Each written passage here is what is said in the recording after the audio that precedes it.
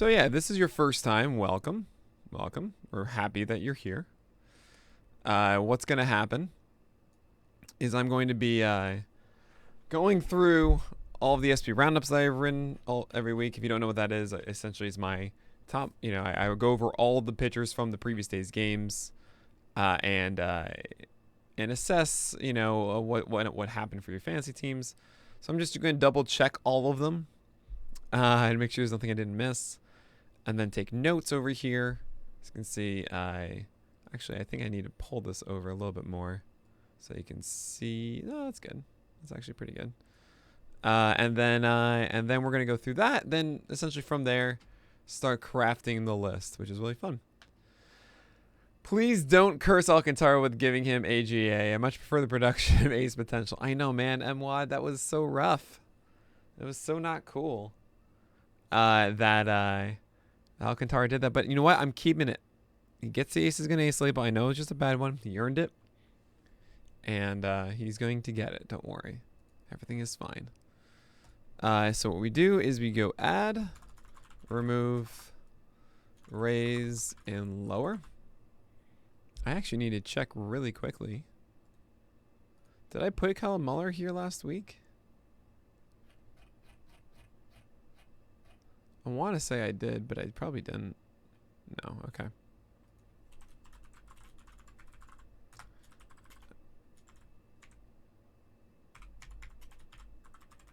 Tyler McGill.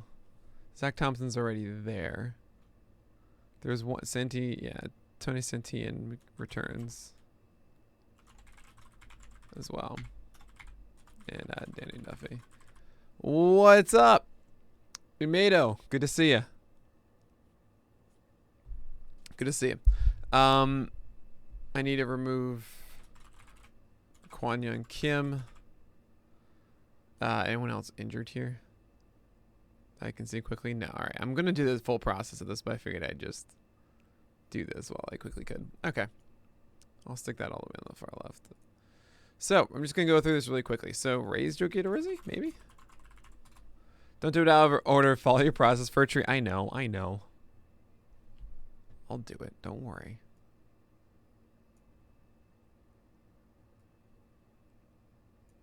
Gotta get it just right. There we go. Okay.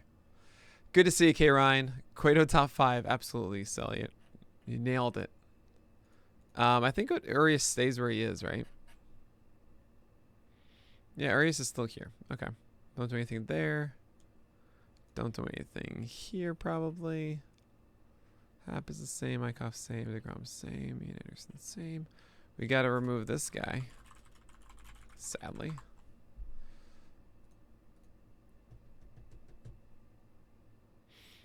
See, there you go. There's the Kyle Muller. Worth a spec ad in NL only deep leagues, and will your watchful line a 12-teamer.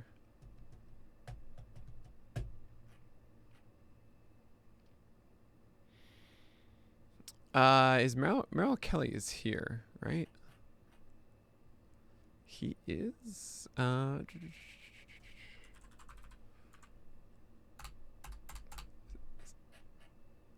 Kelly, come on. He has to be.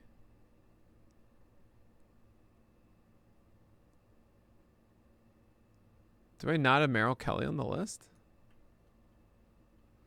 Wow. All right, Meryl Kelly. You're on the list. You should have been last week. I messed up on that. We're going to... This was actually an ad, I think. Wait. Alzole, though. He came back. Okay, I think we might lower him. Kyle Muller will be top 100 at some point. He is right now, Elliot. You stopped watching Netflix for this? Oh, man.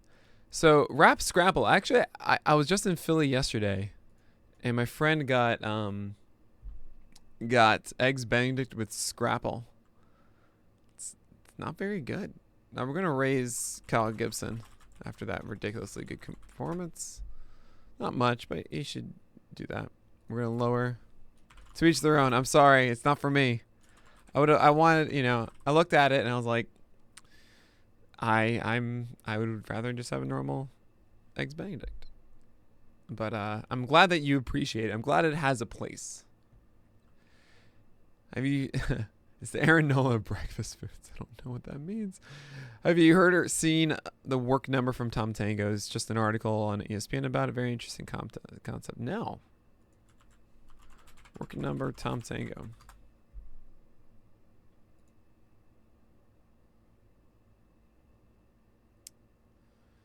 I don't see it.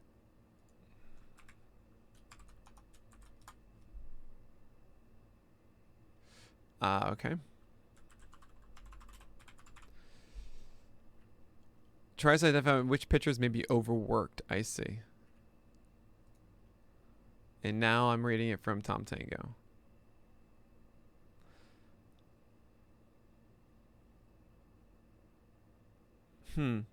This is cool.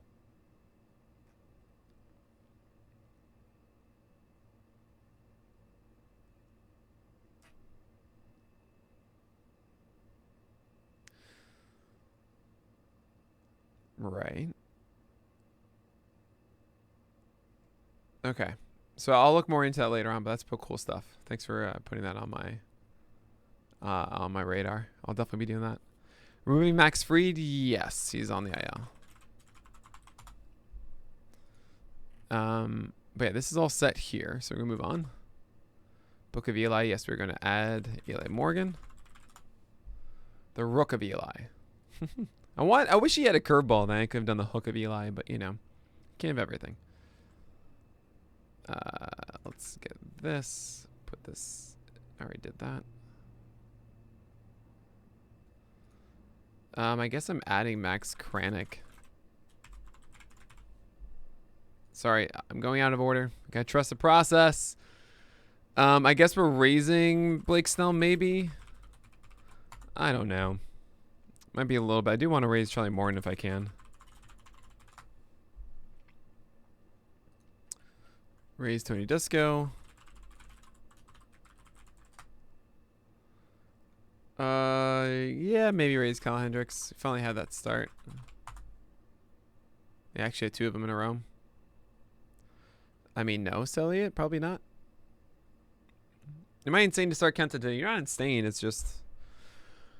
If you want to see it as like as simple as a pundit square, which it isn't, but like imagine this, where like you have both sides of Maeda having his slider and you having his curve and his changeup, right? Like he has neither of the two is the bottom right. He has his slider and he has his changeup, like checked off there. You know, that's the best scenario. So it's like 25% he has both of them. 50% he has one or the other. 25% he has neither of them. It's not that simple at all. But I feel weird about it. I gotta get to him on the thing. I've got the process. We'll get there. We'll get there. I have to lower Stroman because of the whole injury thing. And it's messing him up right now. Peralta stays the same. I'm going to lower Zach Gallen because he's not there with the secondary stuff yet. I thought he was a little bit farther along, but I guess not.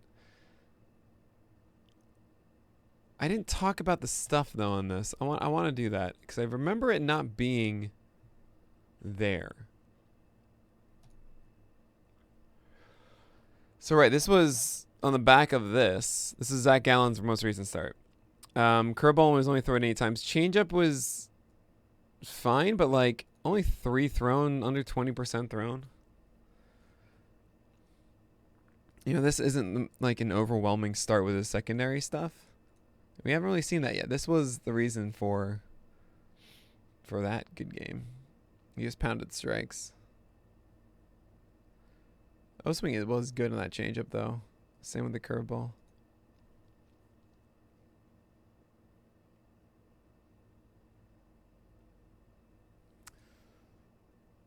Yeah, this is the worrisome one.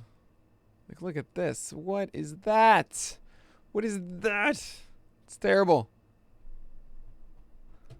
Look at this cutter. I mean, he did 50% O-swing, but like, he got in the zone a lot and it was smacked around a bit. Nick noises. Yep. Thanks, Andrew. Good to see you, buddy. Yeah, there was a weird bug, by the way, Andrew. Max Kranick wasn't, like, I couldn't select Max Kranick, but I could watch the game. You know? You just woke up. Well, I'm glad that you can wake up with Nick. Do I make the pictures? This? Oh, heavens no. The last thing of every one of these. Every single roundup is that.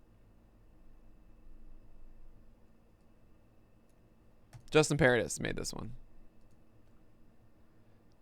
Justin, you put your name as Pardis. I'm just copying and pasting here. Justin, no, you didn't do that for the recent one, right? Okay, good. I gotta fix it in here though. I can't. This man needs all the credit in the world. He needs, you know. You can't make that typo. It's not allowed, Justin. Okay. So going back here. Anyway, that's the question I had with Gallon. He's not quite, and I didn't. I should have picked that up here, and I didn't.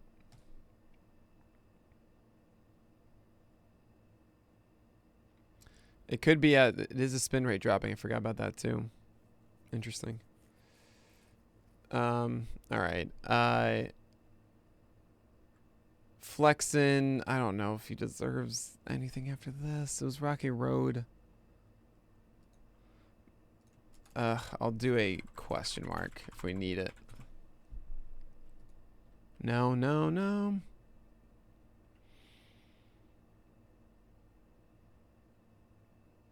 So we are going to be lowering Ross Stripling, which I know might be a shock to some of you guys, but the fact that he doesn't have his stuff is kind of scary to me. This is all fine. This isn't, and that's another bad start. And do I have Oviedo on here? I do, right? Yeah. Oops. I might be removing Oviedo. We'll see.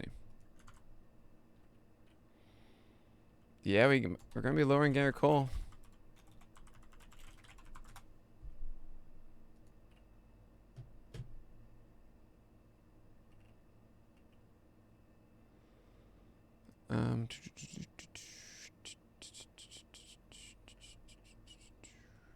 I might raise Eduardo.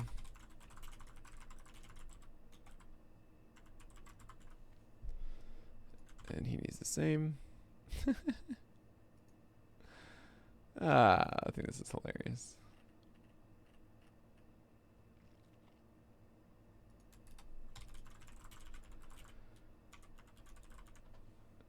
Oh, I'm sorry, Mike. Yeah, about lowering Alzolay. I feel you. What tier would a nice Florentine Benedict land in? I can't. I have no idea.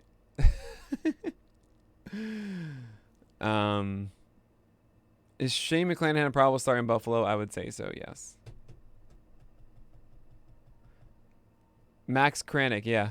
So, like, I could watch this, like, they had the pitches, like, I could just go through to it normally, but if I went to his pitcher name, it returned nothing.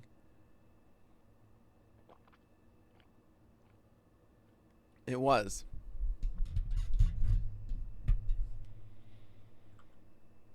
Pedro Martinez is a pitcher. This is true. Oh, I see. That's what you have to do. Gotcha. Okay. Caleb Smith. I know this was a good outing, but like, yeah, his stuff was not there.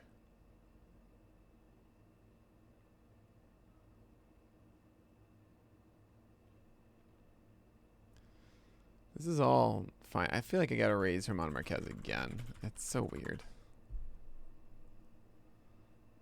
Oh, that stinks, Andrew. Yeah, I feel you. This is all fine. Yeah, this is just annoying. Like, Cap is okay. He's all right, you know. But he's gonna be rostered in like, what is it, over 60% of leagues or something?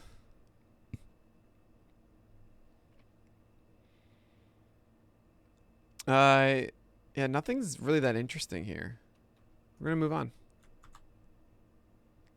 Yeah, it's a New York Nick, as in the Knicks, but New Torque. Okay.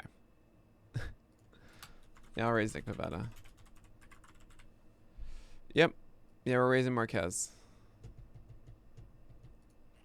Oh yeah, Anthony K. Oh, I forgot about Anthony K. Is he going? Like, is this confirmed? I really hope it is. I knew there was another, like, young, like, interesting guy that I was interested in. He's not. Oh, life is stupid.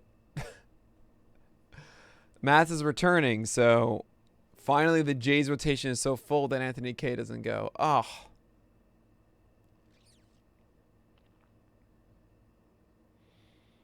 Man, K is so interesting. I will say there's a lot of starters these days that are sitting like 94. Like they're not up to like 96 or so, and they're not down to like 91. They're going 94. Like Sammy Long is there, Muller is there, K is there. At times Gilbert is there, but they're all right around 94. Kranick was there, Ober is there. It's kind of funny to me. Ha! All right. I'm in a weird mood today. I'm not changing any of these guys. Not really changing this. I am going to add Santillan again, so he's already there.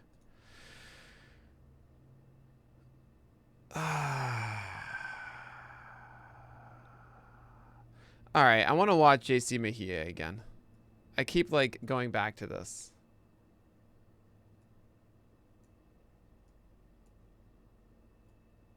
I just want to watch more of him, you know? So this was on what day? I think it was today's 27th. This was here.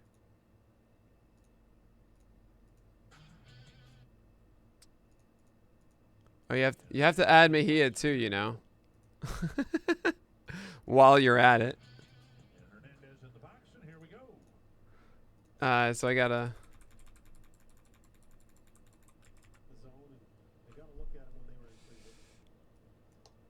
All right, so that's a sinker. Yep. I want to remind myself of this. Sinkers, yeah. Want to see the slider again? Change up, pretty mediocre. Sinker again. Change up again. Is he just not throwing sliders to a lefty? Sinker again. There's a slider. Come on, get that down and in. That's a good slider. It's like it's I mean it's the most ridiculous thing ever, but it's a good slider. And there's a lot of sink to the fastball. Oh, that's a bad one. Yeah, good job, Arias.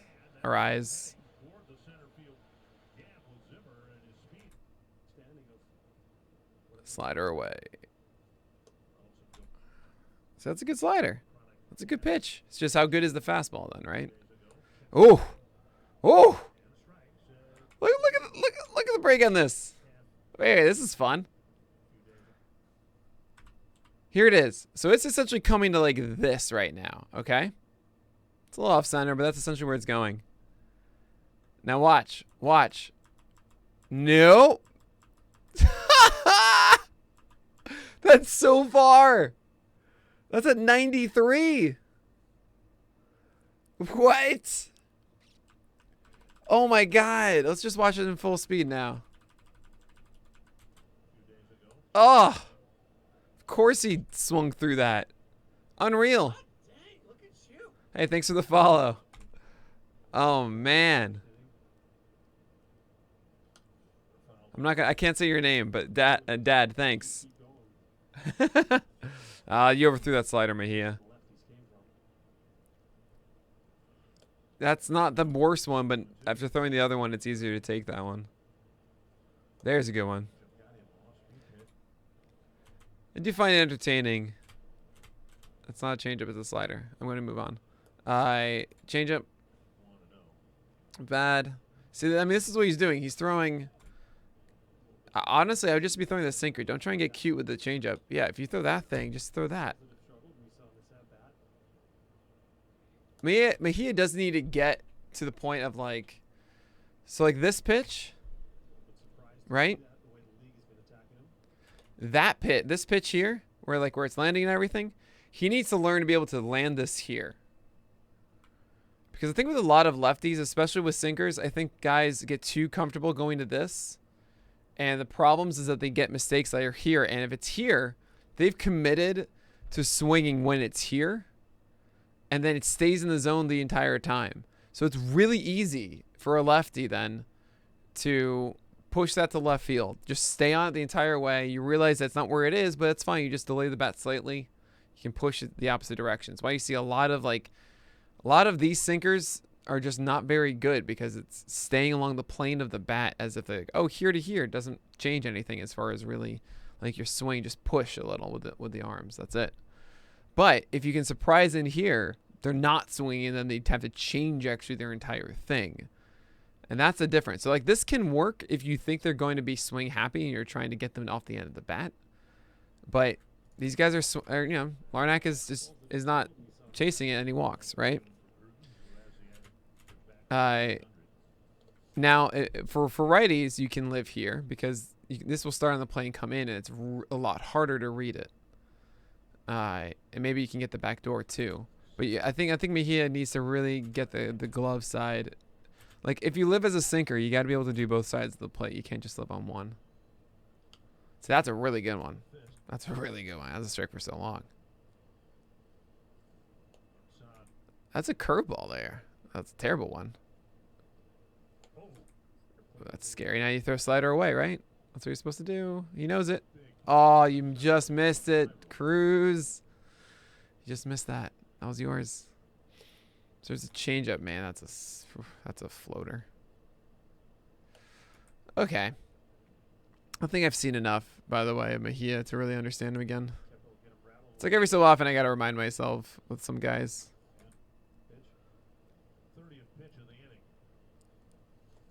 This isn't someone I would chase, guys. All right. Thanks for letting me do that. Oh, yeah. It goes between John Carlos and JC. Yeah, it goes back and forth. We're on the John Carlos side with our data. But, oh, can I add chat to the view? Oh, yeah. I thought it was there. I'm sorry. It's back. You got to test it now, Mile High Tom. Garcia has some crazy arsenal discrepancies between righty and lefty. Essentially doesn't throw slider cutter versus lefties and no curveball changeups against righties. Yeah, I mean, that's kind of a typical thing. Guys with a good changeup throw that sometimes exclusively to lefties and stuff. I mean, I'm all for all the time, but that's a test. Good tests. Hey, Alan Vaughn, thanks so much, man. Oh, thanks for 2 months sub. Amazing. You're awesome, Alan. But yeah, sometimes you see those discrepancies, which makes sense. Sometimes it goes into the barrel. Sometimes they trust themselves throwing the ball in a certain place. Sliders against lefties, it's a harder visualization. You feel like you have so much space against the righty to throw it down and away, but it's really hard to. It's a much more narrow window against the lefty, because he might just hit them. So, anyway, I don't know if I'm adding JC Mejia yet.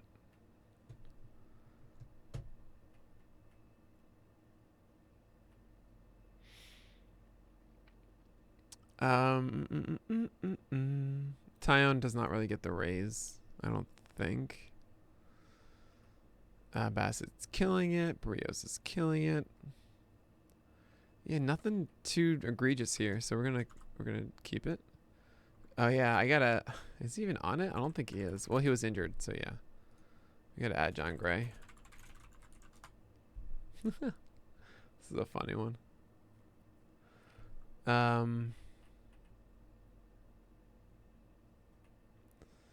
Nothing here. Yeah, Nolan did better. So, all right. So, we're going to raise Aaron Nola. It's good to see him finally recover. It's about time. All it took was for me to actually make a move. It's what always happens. Play this game of chicken. I know it's 7 strikeouts, but he still doesn't have the slider. I think I'm going to lower Gonsolin if I still have him high. How high do I have Gonsolin? 71. I think it's fine.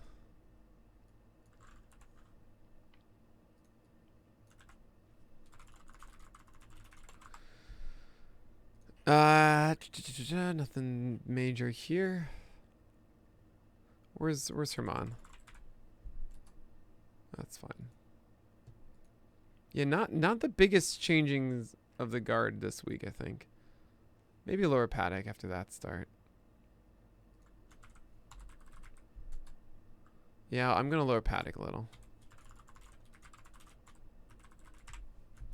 Because I thought he was really like excelling and he's slowed down.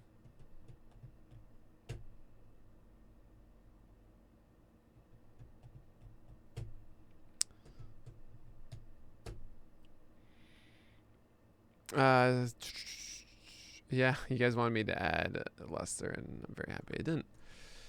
Okay. Look at this graphic, huh? Any Simpsons fan would be like, this is the coolest thing ever. We are going to raise Zach Thompson for it, I believe. Great, another Zach. I have to memorize how they spell it. They already said add Meryl Kelly. Zimmer, this is an opening for Bubich, who did terribly, so. Yeah, 20 whiffs for Gibson. It's about time he did something that's more than just the Vargas rule. Whew. We're going to raise Castillo again as he keeps succeeding. It's not quite it, but it's good. And I guess raise Casey Mize. I mean, just did well against the Astros. Hey, thanks so much, Rusty Snorkel, for the for the sub. I just wrote Luis Castillo raised just as you said it, so nice. Alcantara, yeah, it's because I gave him the aces and ace. It's all my fault, guys. Raise Adam Wainwright, maybe?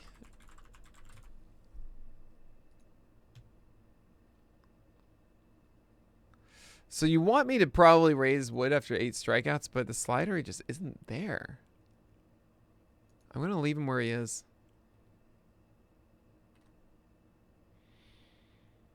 Where's McCullers on the list? I think, actually, I'll slowly raise him. Did I skip over Corbin? I think Corbin went yesterday, no?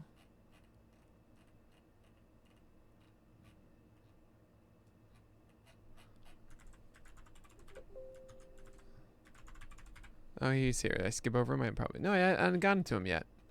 I hadn't gotten to Corbin yet. Throwing me off. Okay. We're going to lower DeGrom now.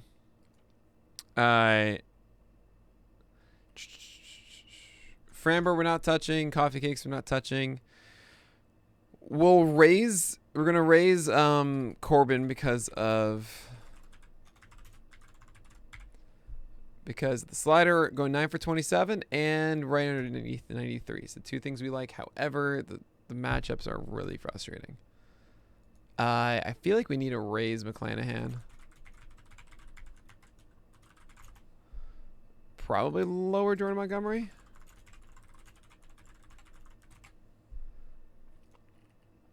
This is all fine. We're going to remove Denelson Lamet.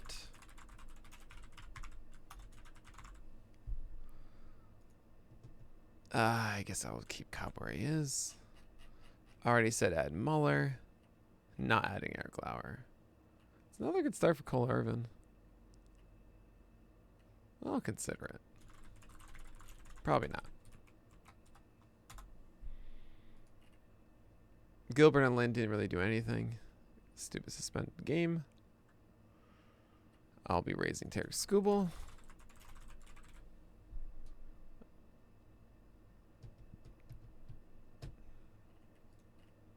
Look at this. 26 whiffs for Kershaw. Oof. I do not care about Brady Singer. I do not. This was a very mediocre outing. Like, very mediocre. Not one of it yet. When I want a slider, curveball, or changeup earned more than 15% CSW. Not one of them. This did damper a little on the Panda because his changeup was not good. Slider was much better, but like the changeup is the one we believe in. We might lower Sammy Long. Oh my God, it's sold out every time. Thanks so much, Josh. 3 months for you. My God, amazing. Amazing. Thank you so much, man. Yeah, right, Mango? Like, he's just so great. Any chance Pablo goes above Sandy? 2 spots separate them. I will be watching this closely. It's like a... I still believe Sandy has a higher ceiling is the thing. That's why... Sam Long at 84 is fine. That's why Alcantara is higher up. I think the raw stuff is just better with Alcantara. And I think over time, he just becomes better and better. Yeah. He was sick?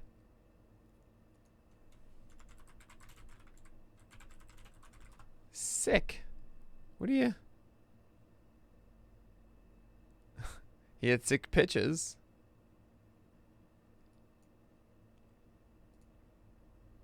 What is this? Under the weather?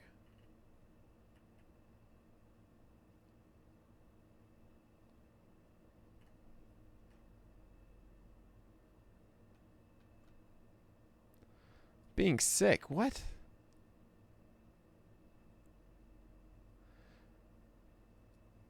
Feeling under the weather. Huh.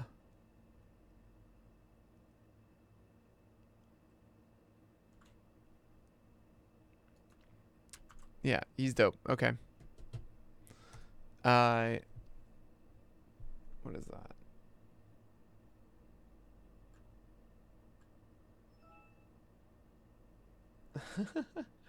Yeah, that's fine. Someone's upset that I wasn't... That I would, like, didn't know that Framber Valdez would be this good. Yeah. I'm a little upset at myself, too. But anyway, okay. I think this is actually a smaller list of changes than normal. And we'll get to this in a moment. First thing we do, though, is we look at the fringe table from last week. And we see if there's anyone we need to add from that we would consider adding from this. Actually, no, wait. No, that's not true. The first thing we do is we look at the current edition of the list. See if there's anyone that we need to be removing. That's like by injury or something like that.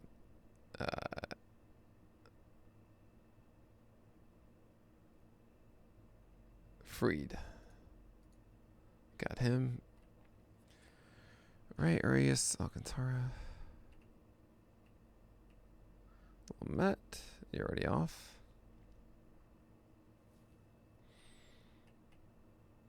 Everyone here is healthy. Please let me know if I skipped over someone who is on the IL right now.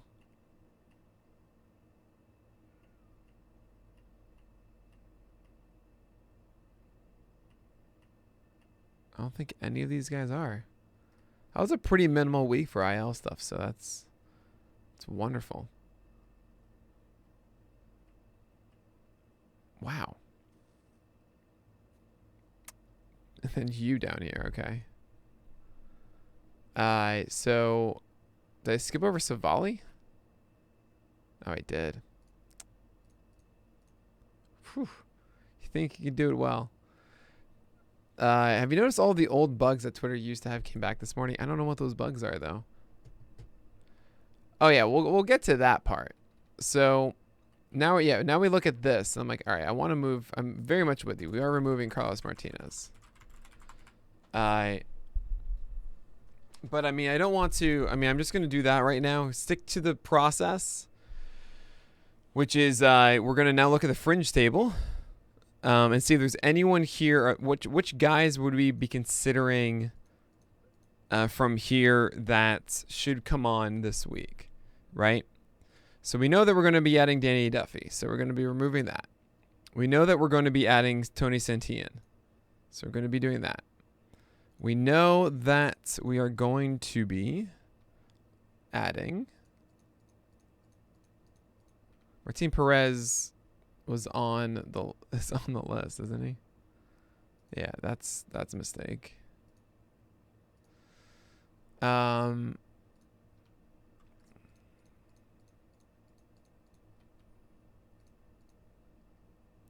Is there anyone on here that's like, oh yeah, those, like, okay, so Steven Matz is confirmed for this week.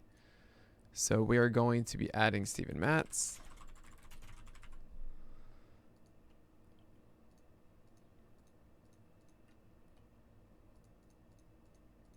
Is John Gray even on here? Did I even bother with John Gray?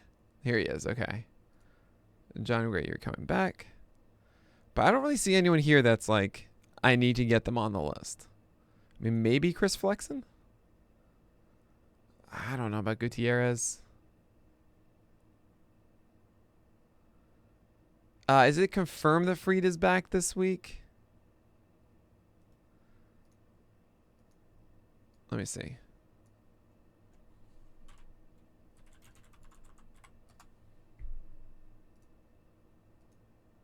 He's on track.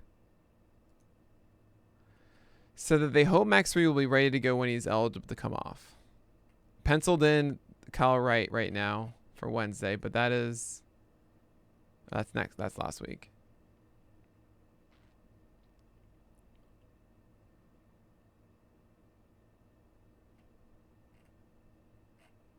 Yeah, I don't see any confirmation yet. He's on track, but that doesn't mean that he is.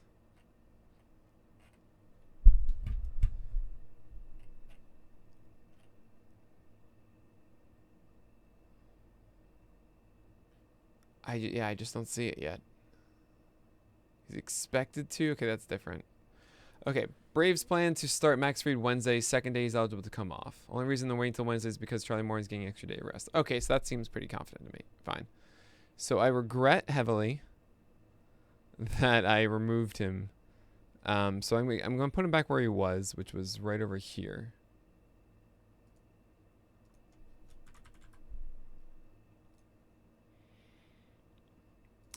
Injury risk. Quality starts. That's fine. Ratio focus. Let's go with that. Yeah, that's just fine. I'm adding him back. So we're not going to remove Max Fried. That means I have 4 spots, and that's it as of right now. I could get rid of some of these, but just 4 spots. And so 1, 2, 3, 4, 5, 6, 7, 8. I guarantee you there's about that many. Kyle Muller will be 1. Danny Duffy. Tony Santillan. Meryl Kelly. I think Eli Morgan has done a thing. Yeah, Tyler. Are we going to see more of Tyler? I don't know if we are. I don't think we are. I think that was more for like... Oh, we are! I mean, it's going to be Walker, DeGrom, Peterson, Stroman, and Nykoff. It's literally for 1 start, and it's against against Atlanta, so we're not doing that. Get out of here, Tyler. But John Gray and...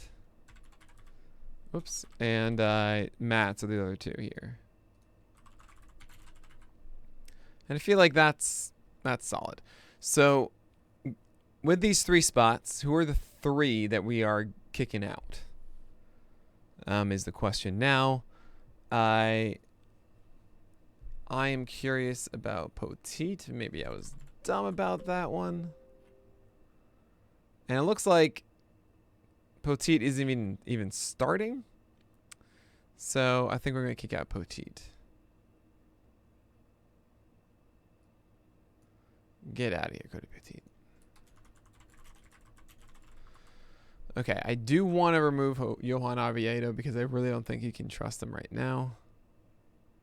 So I'm going to remove you. Is there anyone from up here that's just... How could you ever consider him? I don't think so. So that means essentially out of all of these. So Caleb Smith, Brady Singer, Dane Dunning, Drew Smiley, Martin Perez, Cueto. Really, I mean, you can throw in some of these too. But I think this is where we'll find our last cut. I'm leaning maybe Perez. No, maybe it's Singer. I mean, he gets the Twins and the Reds next. He's in such a weird... Yeah, I'm going to get rid of Singer.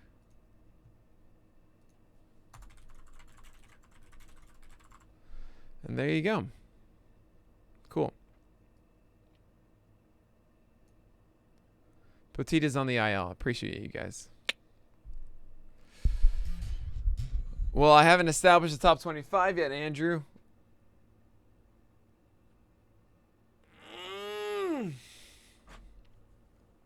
All right. So,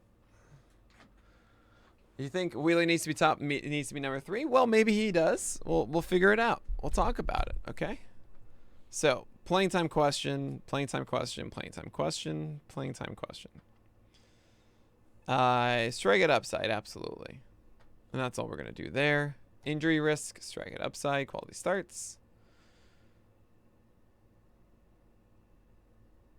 Streaming options, streaming option. Streaming option, streaming option.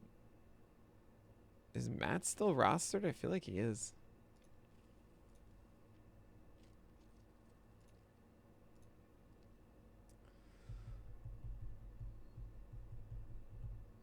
I'm just going to do that for these guys. He's kind of like a cherry bomb, really. All right, I think that's fine with these. So, all right, so that's at the bottom. Let's establish what the bottom of this is. I feel like Martin Perez is down here. Drew Smiley's down here. Dan Dunning is down here. Is Mike Minor down here? I think someone just shouted about Mike Minor. I know, you only have my head now. I lean back. I start to relax. You gotta relax a little when you do these. Oh, he just allowed 9 runs. That's right. Forgot about that. I mean, it's a back and forth. This was... Everything just wasn't working. But he can do well. What's his schedule? That's, I think it will be the... he gets the Reds and Cleveland next. All right, that's fine. I don't want either of those. Or maybe the Cleveland one, but... For right now, I'm fine. Bring him here. Who else deserves to be down there? I feel like Sam Long, kind of.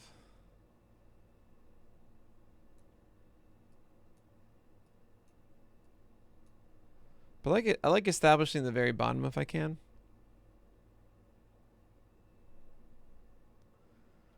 It just makes things easier after that. Brad Keller is down here.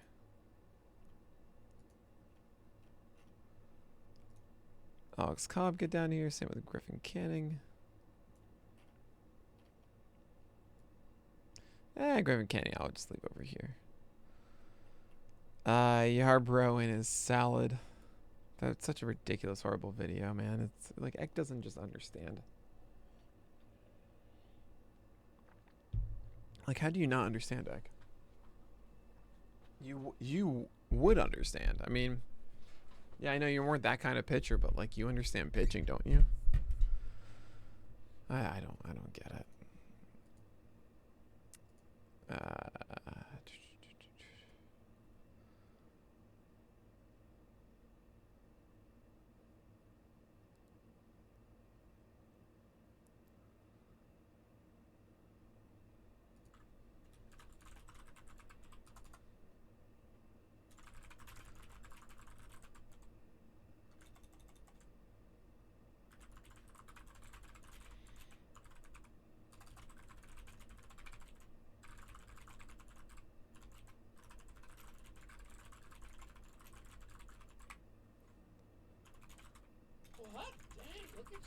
I gotta send this really quick email.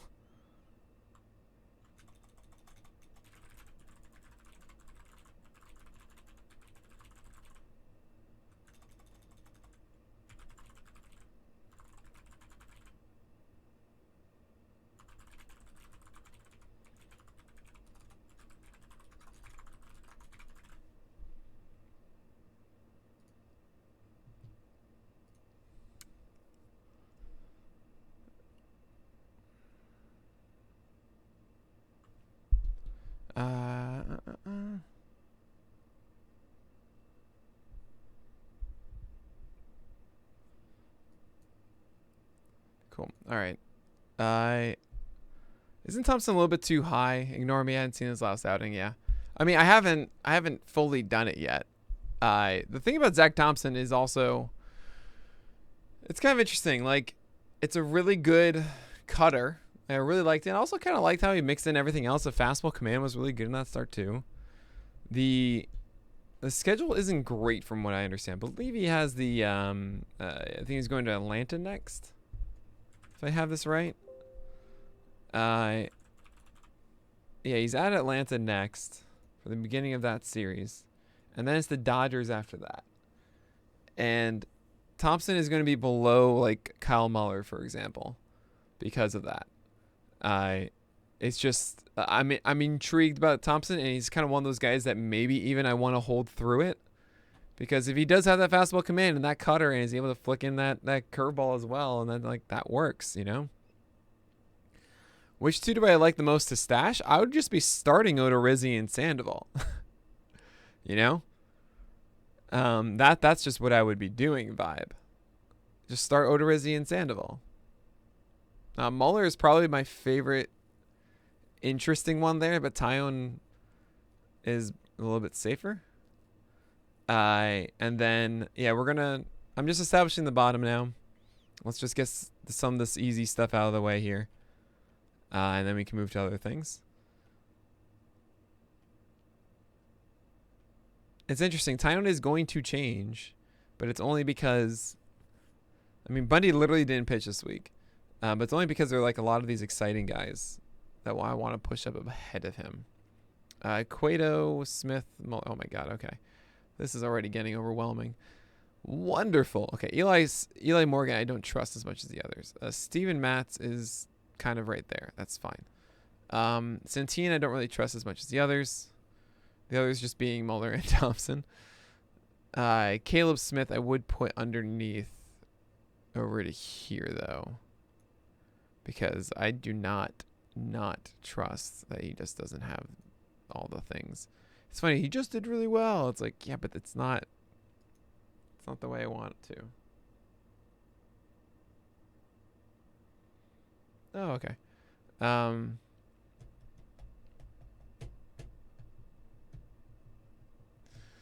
But actually, okay, I would try him. I would maybe consider like a stash though, actually, above Eli Morgan and Steve Matz. Okay, we'll do that.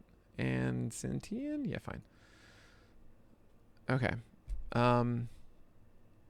Cueto here, John Gray above this. This is all fine. Griffin Canning, not a big fan. I'll put him here. Matt Manning is very Toby. It's very Toby. I'd rather have Muller, I'd have Thompson. Yep, this is fine. Bundy comes underneath though. Bundy, you're coming down to like this.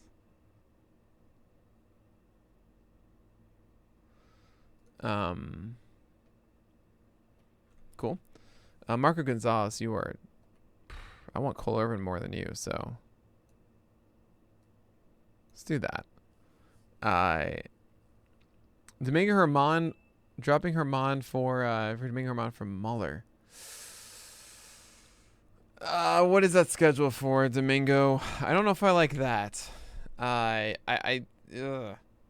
think I would rather have Domingo. Muller is like, you gotta understand, guys. We have such a small sample right now for Muller, right? So small. I am excited about it. I do think there are things to like. Command will be an issue. We don't know how much better it is now exactly. He's had command issues in the minors.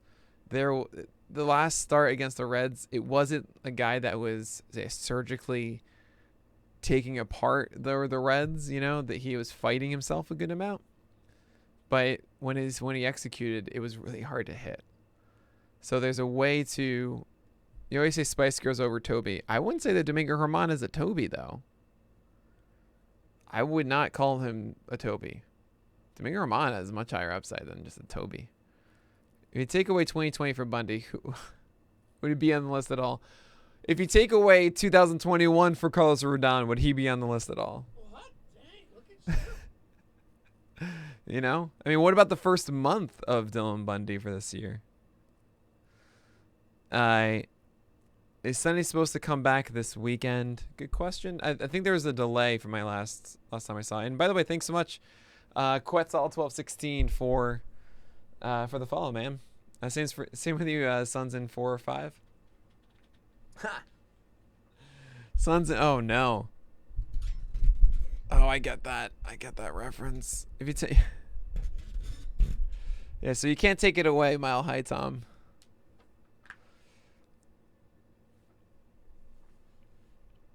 Reminder to change Sam Long to Sammy Long. Well, that's actually not on us. That's on. I think this is like. Is there a Sammy Long here? I don't think so. That we don't get to change that, sadly. What's up, Brent? Exactly. Yep, Brent's got it. So anyways, we're going up here now. So we're about here. I do prefer this. But we gotta hit a limit somewhere. And it's about right here. I think we've hit it. Cool. So who goes underneath? Gonsolin comes down though. Gonsolin, I'd actually like. You are not where you need to be.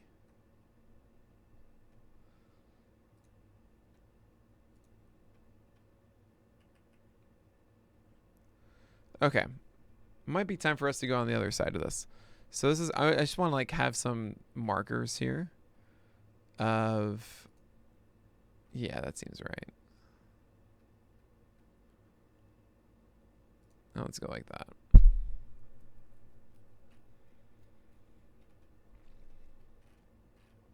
Okay, let's go up here now.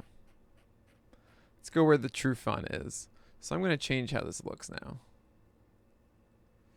Ta-da!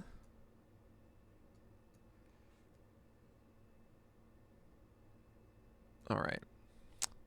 And move me over here. Okay. Well, yeah, but Imedo, that the problem is Gonsolin, the splitter was very good. You're completely right. The slider wasn't. And the Dodgers are being really weird about his pitch count. Well, I need to see it more from Tyone. He did have breakers finally down in the last one, but I can't buy into it yet. You know? And that's an issue. So we're going to do this, at the very least. I think that seems right. You guys want Wheeler up. I think this is fine. That's all I needed to do. Cole is still a very good pitcher. Like, very, very, very good. I don't think you'd be dealing Cole for Wheeler. Or Woodruff, considering Woodruff has the innings problem. You know? So we're going to leave that. This is fine. This is fine. This is all fine here. Don't need to make any changes. Trevor Rogers. Okay, this maybe.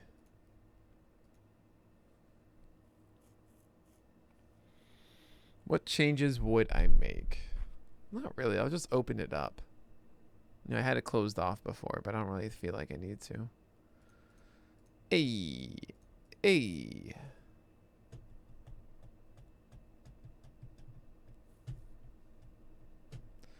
I'll do that. No. I feel like Ryu actually...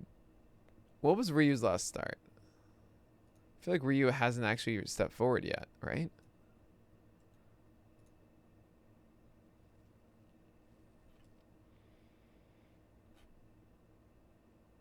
Yeah.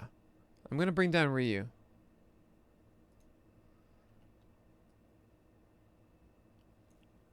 And this opens that up, which makes lots of sense. And we're going to do like this. That makes This makes way too much sense for me. And then we're going to bring him actually into here. I want to bring up this and this. Mania stays up too.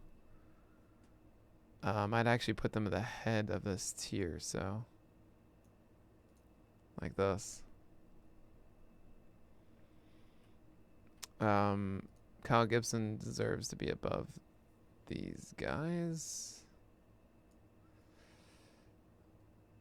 Nola is moving back in the right direction.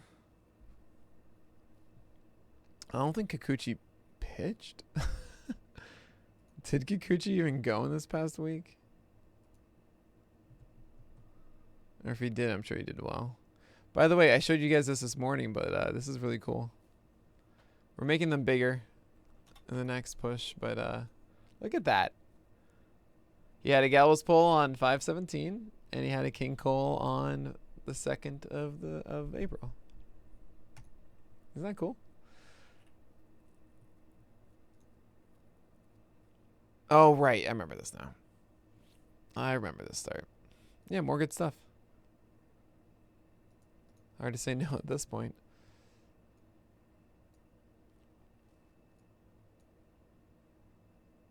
Yeah, this feels much better to me.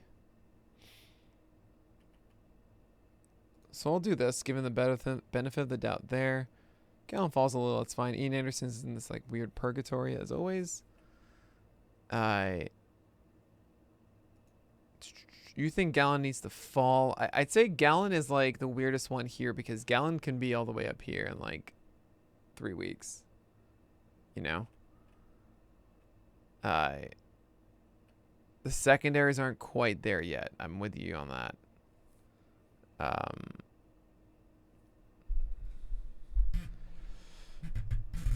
Any news on Stroman injury? I mean, he pitched. He pitched on Sunday, so it's not that you know that ridiculous of a thing. Framber over Peralta. I don't know. Framber wasn't as like incredible last time, and Peralta's just been stupid good. I'm gonna leave that. This I might not, especially if he's going like one off. I'm gonna very least do that. I know it's weird to have like the aces gonna ace guys with like some non-aces gonna ace, but they're just in the process of getting it.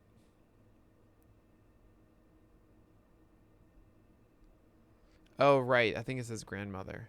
Yeah, I nothing. I'm not changing anything on that. This feels right. Hey, thanks so much for the sub, man. You're awesome. 2 months. Amazing.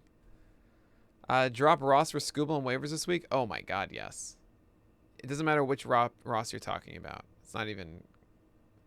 Yeah, just do it. Stroman wasn't pitching well. He just wasn't... You know, he just wasn't pitching well anyway. But here, we're going to be moving up some guys. So... Yeah, I mean, okay, so I'm seeing this, and I'm thinking, like, I gotta get McClanahan up, I gotta get Scooble up. Okay, at the very least, it's this. With Greinke behind. Castillo as well. Who would fall from this? It would be Gallon and Ryu and Stroman, if anyone. I'm gonna leave it. I'm gonna make this giant tier here. Tier here. And it's gonna end at Snell over here. Can make a case that actually, yeah, I want to do this. I want to put Urquidy and Garcia in this one.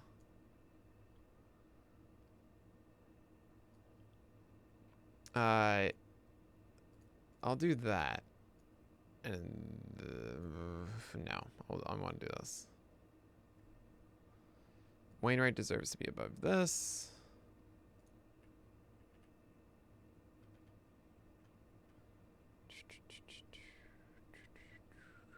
So with this stuff, I mean, I don't really want to change any of it. I understand if people want like Scooble ahead of Gallon, but like these two guys, Give him like a week or two, and we'll be like, oh no, wait, they're dope, and everything's fine, you know. Ramsey, I understand, but you know me, I'm all about skill set. That's like my shtick.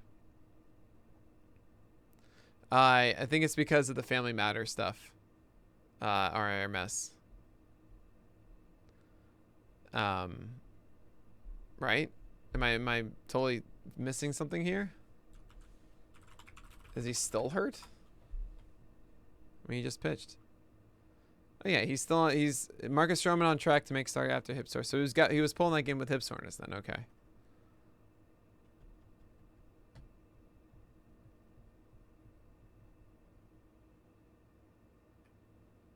Yeah.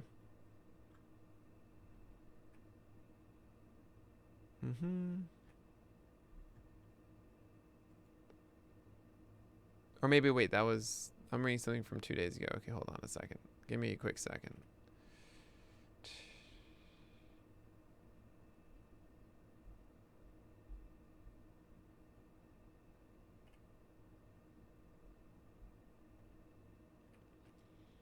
Yeah, I'm not seeing anything about like Stroman missing his next start or something like that. He had a sore hip, and he still pitched over the weekend, and he just didn't have a good start.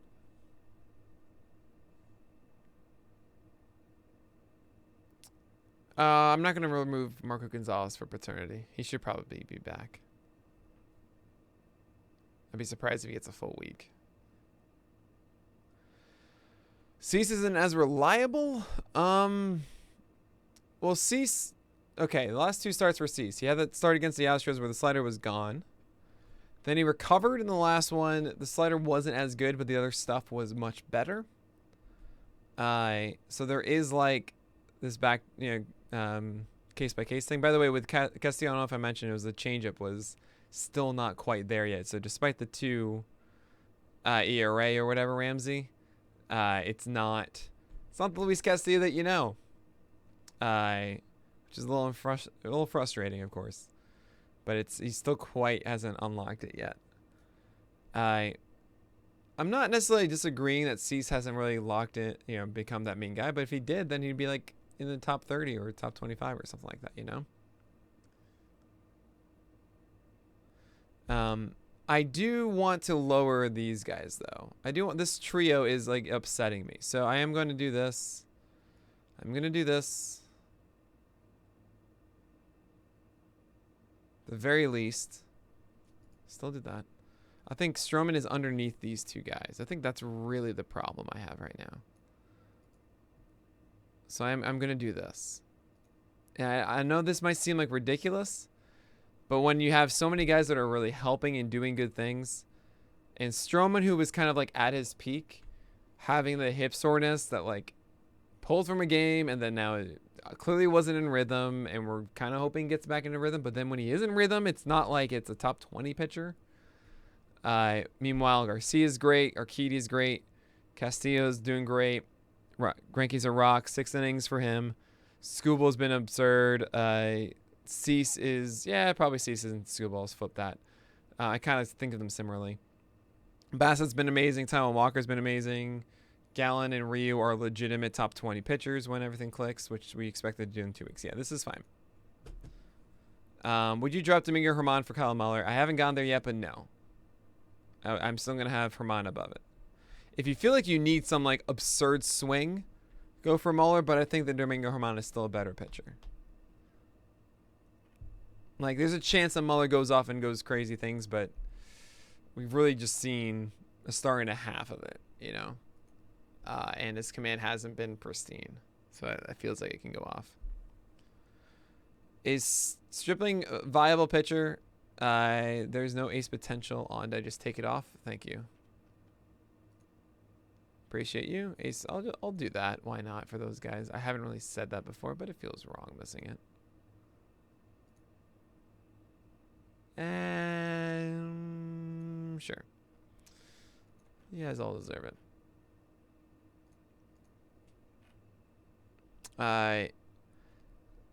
Angels rocks. You're trying to figure out who to pick up, who to draft for Kyle Miller. Stripling, I think Stripling's start is worth it next.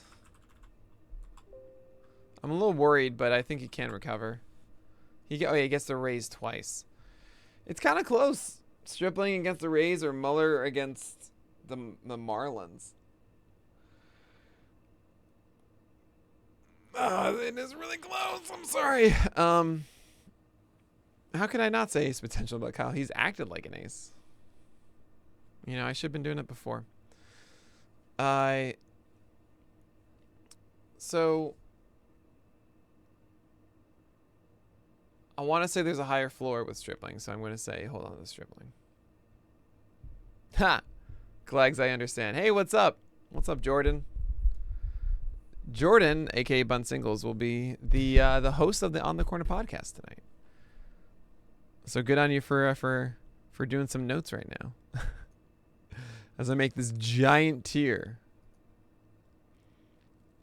Sorry in advance, get out of here. Don't bring that attitude at all. I'm looking forward to you judging my tier names. Can't wait for that. Moonlight Graham, good. Thanks so much for the follow, man. All right, so I think we're okay with this. I think this is all. I know it's going to upset some people, and I don't really care at this point. Where's Gibson? Gibson's up here. Yeah, this makes sense. Crazy that like I have Kyle Gibson over Aaron Nola though. Nah, let's do it. Let's keep it. I'm practicing my groaning and my bridge pinches. It's funny. I dig that. Okay. I'm going to keep going here. So Snell, Hendricks, Desclafani, Paddock, Wainwright. Okay. So I feel like there's a drop here. I'm going to do this.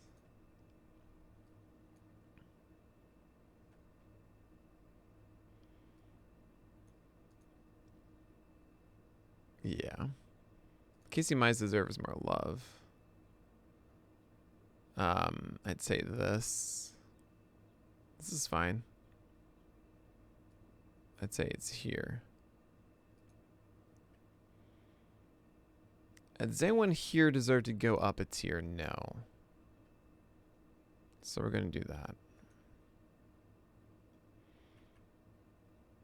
Owsley comes down.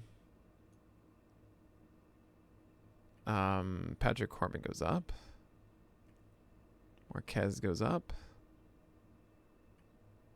Oh, this is where we're almost done here. Odorizzi over Miley. I don't know about that. I don't know if you guys are like understanding how much fun Wade Miley has been for your teams. He's been so unbelievably boring and Toby-ish. But that is so good. I don't know if you guys can see it. But if I turn off the chat for a second, you can see that he has a 106 whip. It's really good.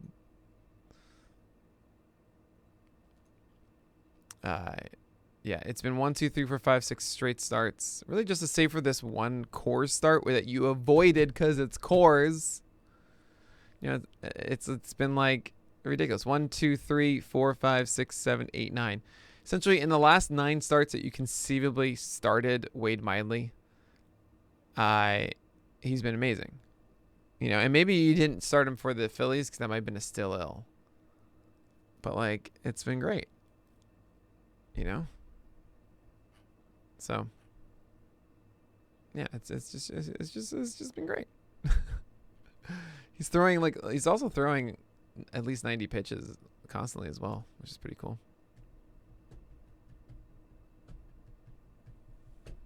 You also had this, but this is all sticky stuff, right, guys? That's the only reason why there was a no-hitter. No. How far is Ross Stripling falling? Not too far, because I don't think there's really enough to really elevate above him. I had him adjusted underneath the others already. People are going to be upset that Alex would drop, and I understand that. How much of a drop is it? 56 to 57. He drops -1.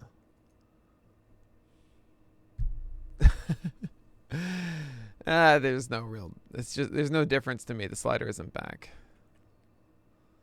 I'm gonna have to put that in the notes. Okay, Alzolay shouldn't be here.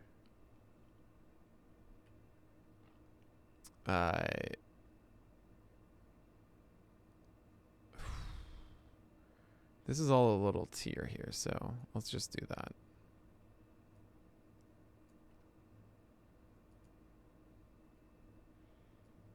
Let's put Carpellian in here too. Duardo is the start of it. And then I want Keuchel. I'll say Irvin, Tyone, Pavetta. No, Ross.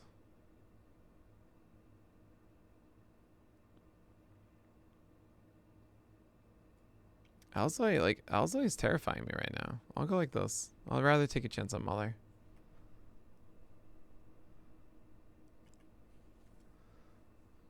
All right. I think I have a preliminary version of it.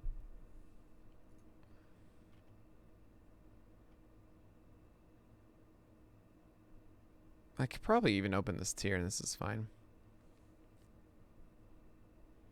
It does change though around here. So let's do that instead.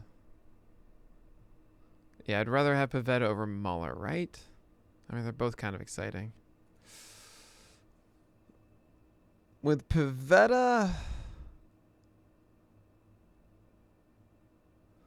Yeah, playing time questions there with... Yeah, it's annoying, but I'm doing that. Who's the highest ranked pitcher you would drop for Tyone's 2-start week? That's an absurdly difficult question that I can't answer. All right, so there you go. There's something. Let's take a look at it.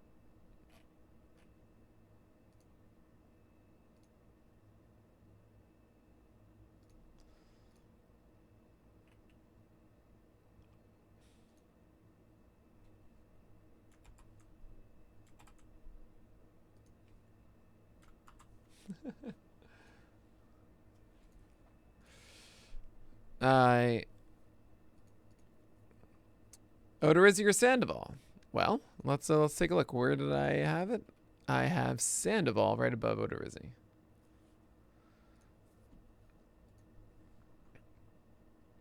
I'm going to do this. I'm going to publish this. Now we do phase. Wow, it's 1:15. So we are blazing ahead here. This is way faster than usual. Like I'm an hour ahead, I feel right now. So let's do this. Oh yeah, I'm curious, guys. I'm curious. Who do you think? Let's do the poll now, guys. Let's do the poll right now. Who do you think the the featured image is going to be this week? That's my question for you. We're going to do a poll. The first 5 I'm just going to put up. And as always, you can say not listed as an option.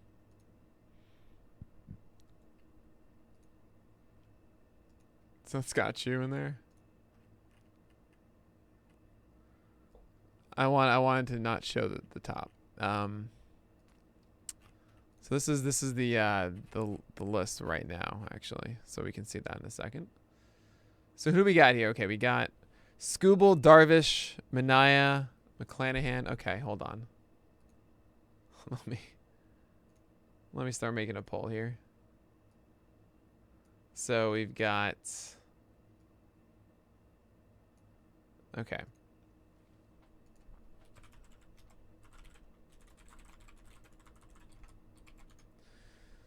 Tarek Skubal. And remember, there's always an option for it not to being one of these guys. I'm literally just doing the first ones that you are listing.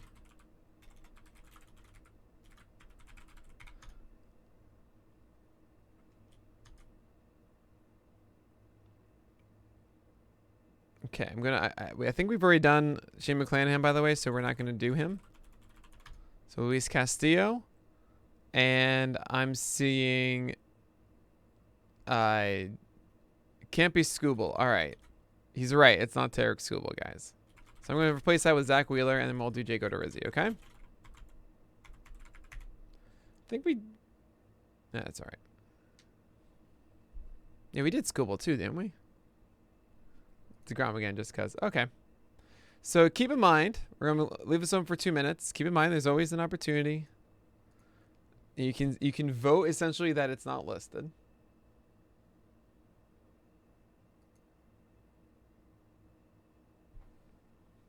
So, curious what you guys think. And as you vote on that, I'll be right back and make my coffee.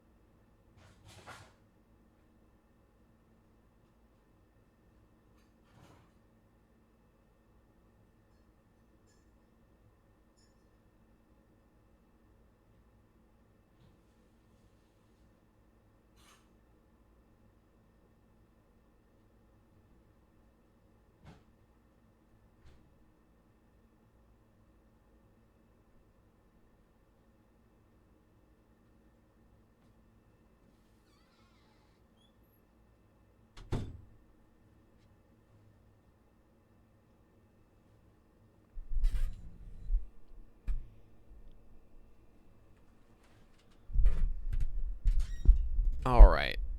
What do we got here? So you guys have a couple more seconds to vote here. We have 6 for Manaya, Darvish, Wheeler, Castillo, Odorizzi. Okay. These are all really good ideas. What? Dang, look at you. So you're probably curious what the answer is. And that answer is Kyle Gibson. Get me out of here. Look at this. Ah. Oh. Kyle Gibson deserves love finally, okay? He just got 10 strikeouts. Okay, dude, I like what you did there. That was good. That was good.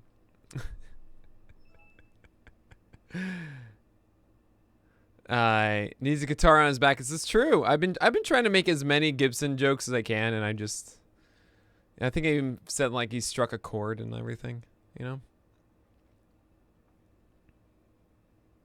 Yeah, Darvish and Bauer, yeah, exactly.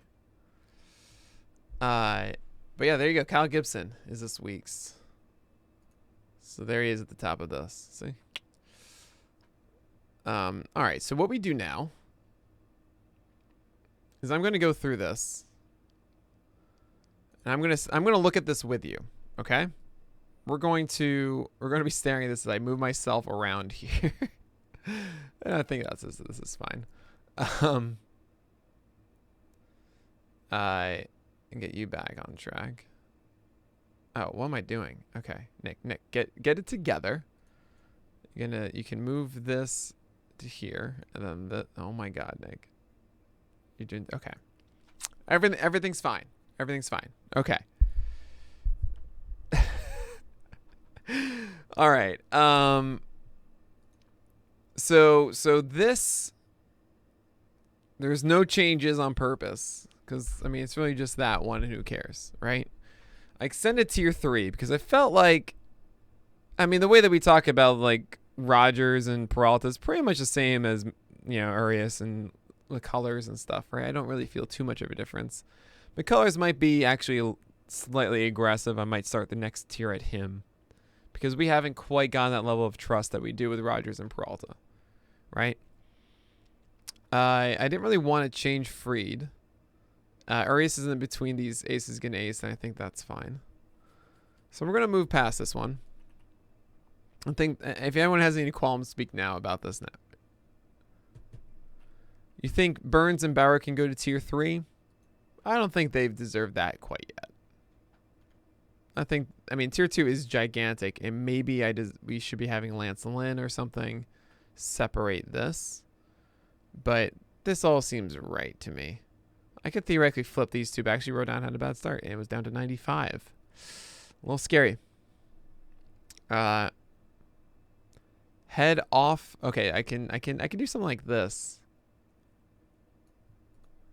No. Or maybe I can even like here. Here. Is this better? So you can see the numbers? Go like this. And then this will be over here. And okay. Is this better? Okay. So, I'll even help you guys out more. Oh my god. Nick, you're making it worse. You're making it worse, Nick. Okay. So now, going over to tier 3, we got this. This is fine. Tier 4. All these guys have done really well. I mean, Nola is now on the verge of coming back up, and he can keep escalating up. But Morden has been dope. Gibson has been dope. Otani and Manaya have all been fantastic pitchers. I might put Gibson at the top of this, honestly. But I think Gibson is the one that can stop the fastest.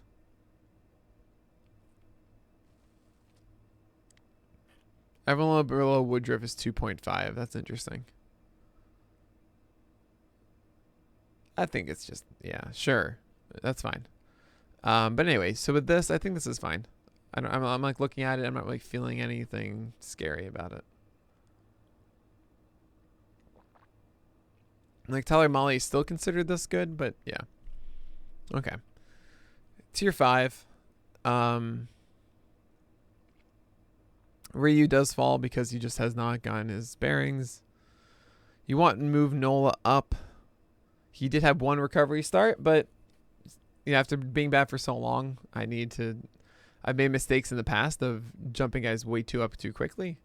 I got to follow the rules of exception, suggestion, and confirmation, and not overreact to one redemption start. Ryu falls, Gallon falls, which makes sense. Walker, Bassett, Scooble. Do all those three belong underneath Barrios, Ryu, Gallon? Yeah, I think so. Yeah, I'm leaving that. Okay. Cease, McClanahan, Greinke, Castillo, Urquidy, Garcia, and Stroman falls because of the injury stuff, which makes a lot of sense.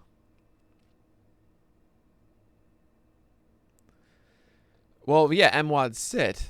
So this isn't a ranking for the next week or two. This is the ranking for the rest of the season. I feel very confident that Zach Gallen in September in August is better than these guys. Yes. That's how I feel about it. I don't see I really, if I had to guess, I don't really see Taijuan Walker, Chris Bassett turning in the top 25 by the end. I wouldn't say that about Tarek Skubal, honestly, or Cease. I can see Gallen just, so it's a mixture of stuff. Yeah, so what? He's a D-back. That's fine. D-backs let their guys start. They let them go 90 plus pitches. See, with Gallen and Ryu's the same idea. Like, he was a top 20 guy. Like, if he has his changeup back next start, he's all of a sudden inside the top 30 for me.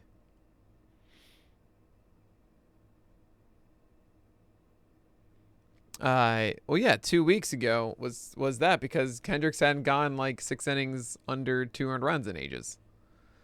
And finally, he had 2 earned runs. Great, cool. So now he's at 47. Yeah, I understand that, Imedo. It's really cool to see McClanahan here. Anyway, Greinke, Castillo, Urquidy, Garcia all going in the right direction. Marcus Strom's still in this tier because we think he should be at this level. It's just the injury thing, so fine. Snell, Hendricks, Nesclafani, Wainwright, Manoah, Paddock.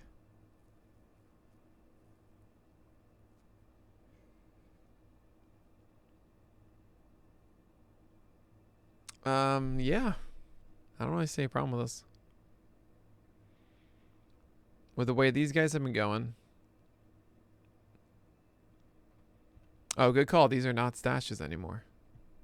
You guys know me. I do not focus on the labels like at all. Thank you. Let's update that.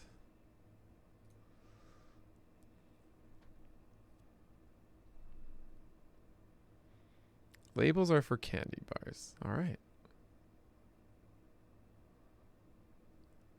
What? Dang, look at you. Me too, B-Cats. And thanks so much, Smart. I don't know what this is. Smart Anger? Smart Manager?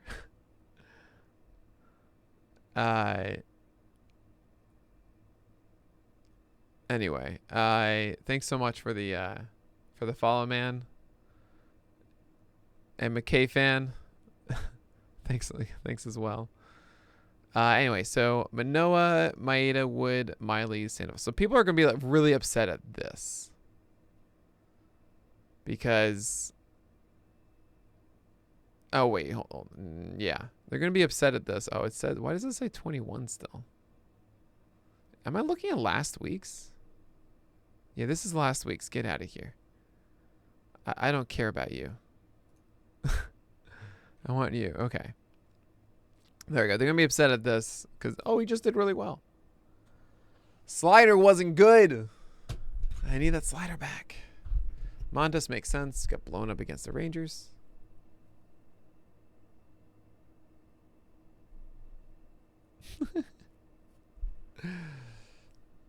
Maybe worth going over, update the Fringe IL list. For example, the cell track. I can do it really quickly, Buttery Nubs.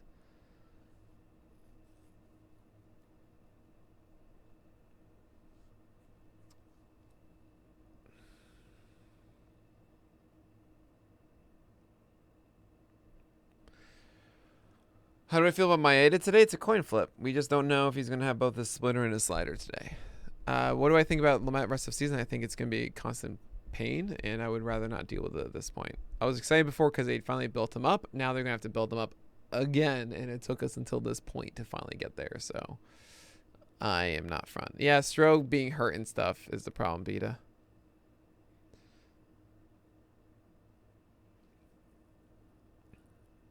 Here's why I've been more quiet this podcast. You mean this stream, I assume. He completed Tony Disco and Rizal Glaces for Giolito and Verdugo. I want the Giolito side all day. Oh my god. You're not the only one. Trust me. Lots of it in my head there. Do you guys know Sail Cat though? That is the best edition of that song. It's the funniest video on the internet. Just type in Sail Cat if you've never seen it. It's about 30 seconds and it's brilliant. You got to turn on the sound.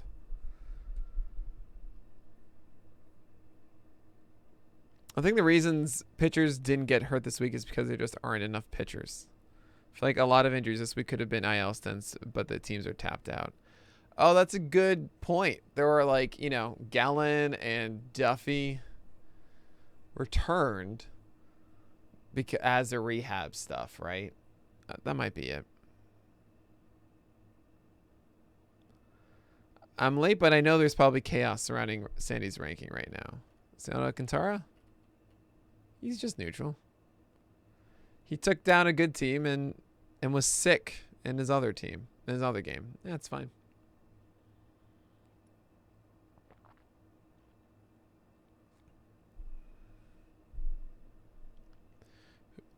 Who is the best pitching NA stash for a redraft between Luzardo, Weathers, Pierce? Oh my god. Hawk, Baz, Jeffries, Edward Cabrera. This might sound crazy, but I might say even Tanner Hawk. Like, if all those guys show up tomorrow,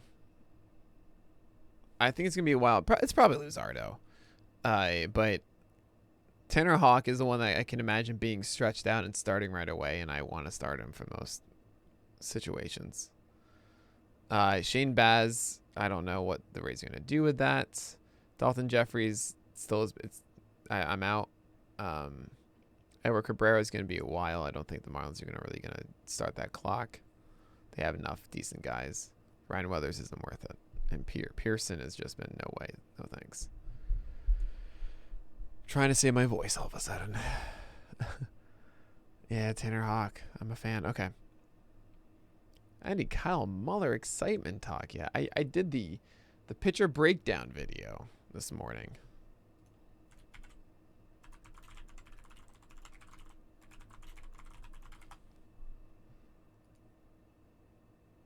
What is happening? Welcome to Oh yeah, my God. Okay, let's not do my voice. But yeah, here you go.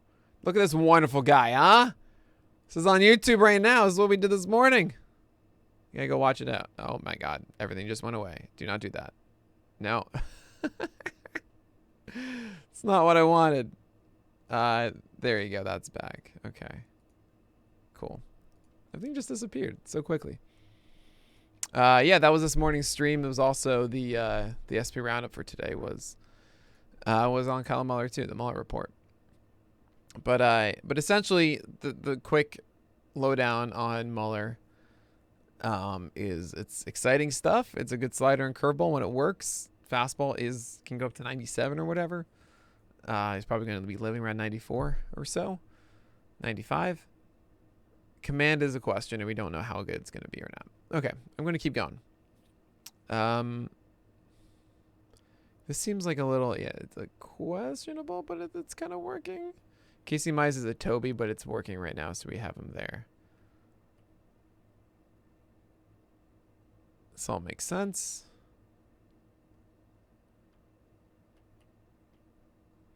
I'm going to push Corbin into the next tier. Same with Marquez.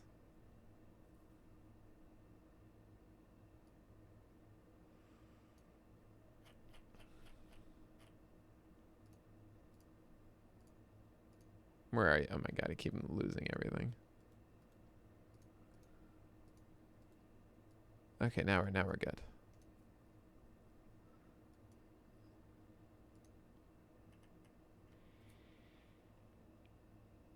I think I prefer Cap a little bit higher than this. I think he belongs like that. Actually, like this right now.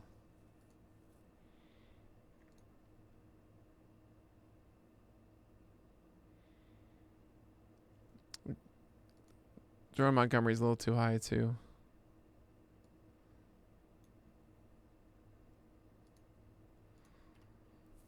Okay. What's Panda's ceiling look like? I mean, if Panda has the changeup and slider both working with fastball that isn't detrimental, that's like peak Cleveland Indian, you know? I should say peak Cleveland rotation. I think Tayo deserves to be over Corbin now. It was one start. I am not ready to jump in at one start. Corbin is at 3, actually. That's been hinting at better stuff. Does Duffy have ace potential? Yes. Maybe.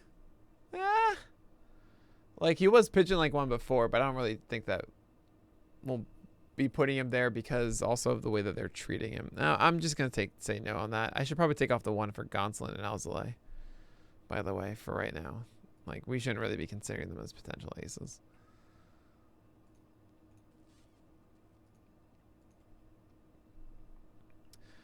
There has not been a Kung Fu Panda cover yet because, I mean, the first one was the birth of the Irish Panda because we had to, like, establish the nickname, the Irish Panda, which then I called him Irish Panda accidentally in the SP Roundup. So now he's Panda. Duffy possibly going to the Padres. Oh, I don't know if I like that. I feel like he'll get over micromanaged. Thompson and Gilbert as stashes both looked more stretched out. Well, stashing means like more of you don't necessarily want to start them, just so we're clear. But I think you're right that they're not really Like, yes, Thompson is a stash because you're stashing him through this bad period. Gilbert isn't really one now. He's just a streaming option. This is a stash. This is a stash. Sure, this is a stash. This would be a stash. Probably. Yeah, let's go with that. Anyway, yeah, I think this is fine.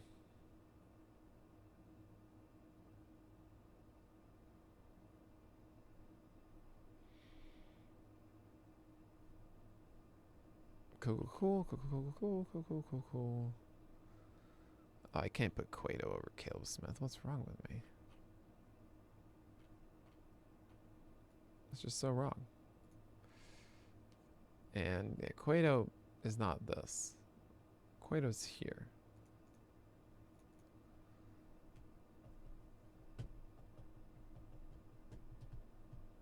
Look at all this red at the end. Okay.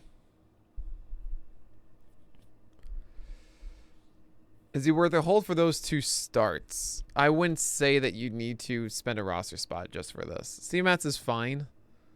He's not worth chasing. You know? I wouldn't do that. So Imedo, you got to understand, that's by design. That, like, generally,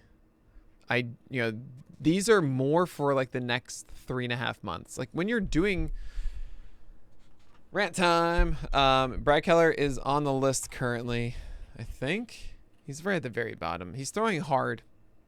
I like that he's throwing hard, and that gives you an opportunity to actually be productive. I'm going to take off that quality start tag, though.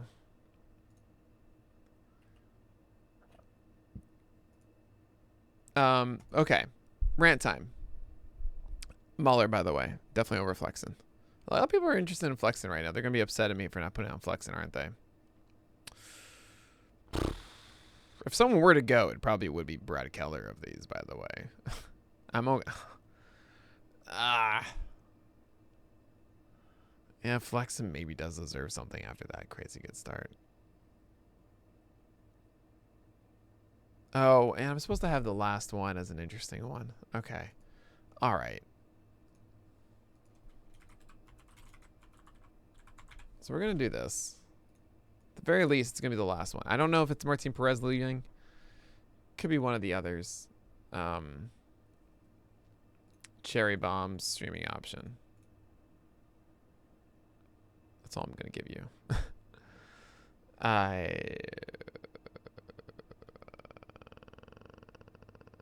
Yeah, let's just get rid of Brad Keller. I think. Hold on. Let me just double check what I'm thinking. Let me look. He's just been so bad. You can't do it. Oh, right. It was down to 93. Okay, we're gone. Get out of here. Good call. Who was that? Mile High Tom. Good stuff. We got to bring back the notepad, though. That means because we removed him.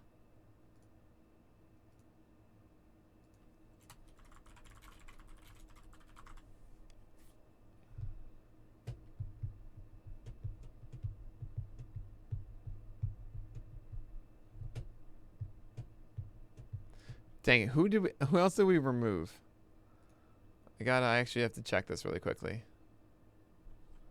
Cause I feel like I didn't actually write down all the people we did remove. Did I put Poteet on here? I did. Oviedo, I did. Okay. All right, we're fine then. Cool. I think we're good.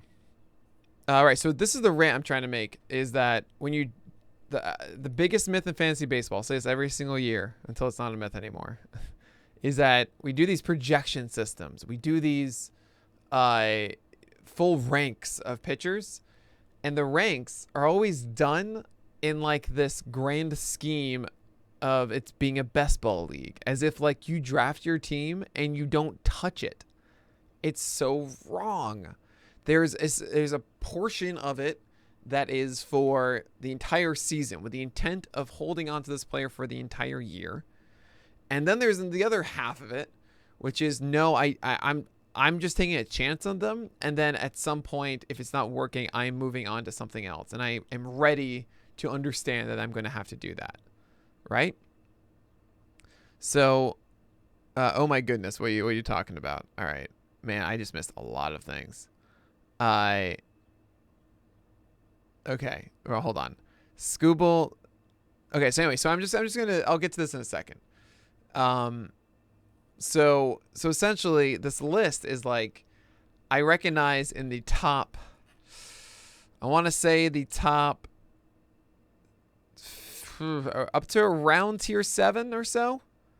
I don't think anyone is cutting any of these guys, right? And this is where you can start adding something. Maybe it's like Sandoval or Odorizzi, right? Or maybe like Maeda, Miley, Mize, and Wood are pretty much all taken right now, but Odorizzi and Sandoval, maybe you can actually get that, right? But after that, because this isn't really that much movement, after that, it goes nuts, because these are the ones that you should be churning through on your 12-teamers. That's why you get this swing and that swing and this thing and that, you know, plus 10, plus 15, you know. This is actually one of the more mundane weeks, honestly. It's unbelievable, only 20%. So what I'm getting at is when you play fantasy baseball, you guys are even talking to me now about it. Like, do I drop, who do I drop for Jake Odorizzi? Who am I, you know, that kind of thing. We were talking about this with Scooble and Cease before, and Bassett and Walker and Garcia and Urquidy and so many of these. So when you do a fantasy draft, you know, what drives me nuts the most is people show me, we do a draft for our league, and then I see the Fantasy Pros rankings and saying, oh man, your pitching staff is supposed to be projected to be 10th out of 12th. I'm like, that's for a best ball league. This is not a best ball league. I'm not holding on to all 10 of these pitchers all season. Like, are you kidding me? I'm maybe holding on to 5 if I'm lucky. You know? You disagree with my approach. The bottom of the roster should be the people who could become top 50 instead of churning Tobies. Wait. That's I'm agreeing with you. I'm in complete agreement with you, Furtree. That's not my. That's exactly what my approach is. So I'm saying, like, you know, I'm ranking like the top half, being like, okay, these are the ones that I'm holding through the year. Then the bottom half is a mixture of upside that I believe in, and then also like I need help right now. So some Tobies are going to be there, as in like, all right, these guys are going to help me now. While there's also like maybe Kyle Muller, but Kyle Muller could also just not help me at all, and someone like, I don't know, Zach Eflin is going to be productive for me, you know? Yeah. Oh God. Yeah. We're totally on the same page, Furtree. There's a balance. Like, who at this week, who do I want to have on my roster? You know, I'm not going to just fill it up with Sammy Longs and Eli Morgans and everything. I can't do that because I got to win my week. You know, and like the potential upside of it is not so high. Now, Muller is higher because, like, okay, this could continue forward, but I can't throw away the fact, yeah, Tyrone has a good 2-star week and Joe Ross is productive and so on and so forth. A little bit of both. Doctor's AC. I think Molly has been fluctuating a bit more than I would like, and Kikuchi has been great. Nolo deserves more love. Got Gibson, all that kind of stuff. It made for an easy swap. But anyway, I've had this rant a lot. It's something that's not going to go away from me because I feel that we're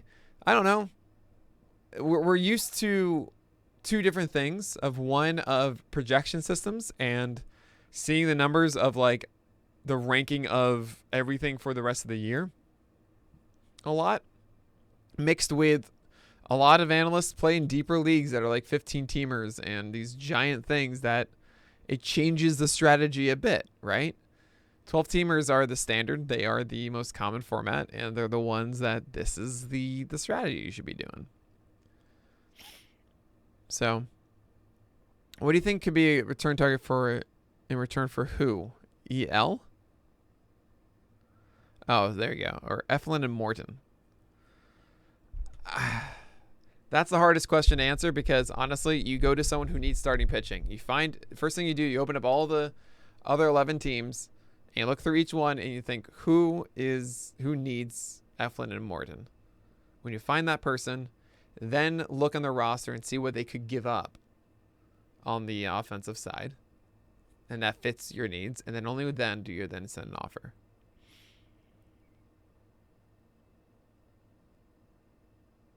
Based on what you just said, which I totally agree with, of Montes, Manoah, Herman, Sandoval, Wood on bench, you need to drop 2 of them. I would just follow the list then. So Montes and Herman seem like the 2 that go.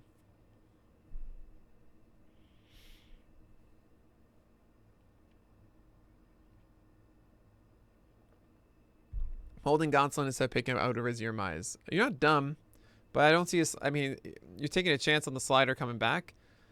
I prefer Odorizzi. I think Odorizzi provides a good amount of upside. I mean, considering he had like a 3.5 ERA or whatever, 3.6 in 2019, I think he's being that guy again. And playing for a winning team in Houston. Quality start league, would you rather have Darvish or Wheeler come playoff time? Darvish.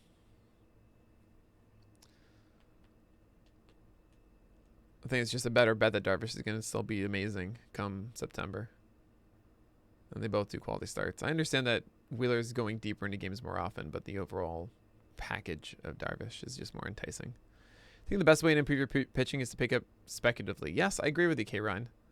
Picked up Scuba weeks ago as a streamer, but there's a balance of like, you got to recognize at every moment, if you have someone on your roster that isn't helping, that you're not happy with, instead of holding on and hoping that they retain the value, instead just go to the wire and be like, who do I see here that could be worthwhile soon? Like, I had Alek Manoah for about a good week in a league because I didn't like anything on the wire, and I had a guy that I was just not feeling comfortable starting.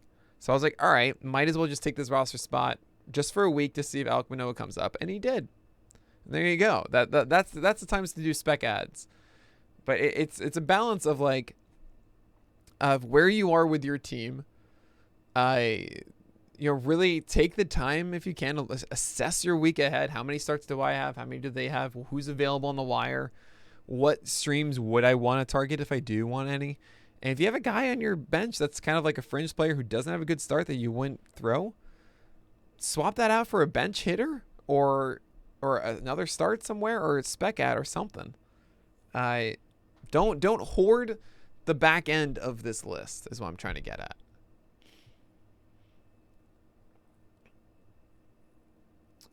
Andy's The Stash List is a very good one, yeah. Oh, there you go, Popcorn Kiddo. Oh, man, what level is pitchers Mookie worth right now? I don't know. Probably a tier 2 guy. That's what I would imagine. I don't have the best assessment of Mookie Betts right now, but I imagine he's still fantastic. Any reason to think Zach Luley won't be ranked top 10? A couple of reasons. One, if he doesn't keep up the strikeout numbers through the second half. Two, if all of the injured starters return and dominate, like Bieber and Chris Sale. Let's say all the other guys are just still so good, then it might be hard for Wheeler to get there. Struggling between Sandoval and McLennan. Oh, I realized I don't have music going. I should do that.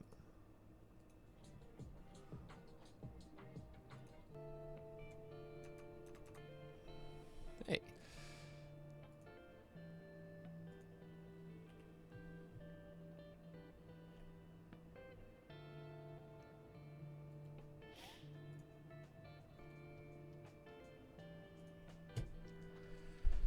Trade Scherzer for Jose Ramirez.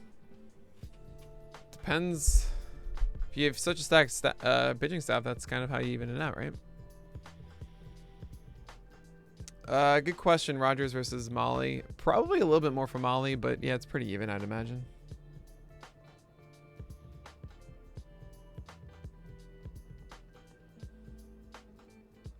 Oh, between Sandoval. Oh, okay. McClanahan.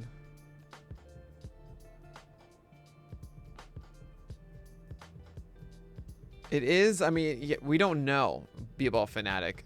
Like, I would say everyone outside of.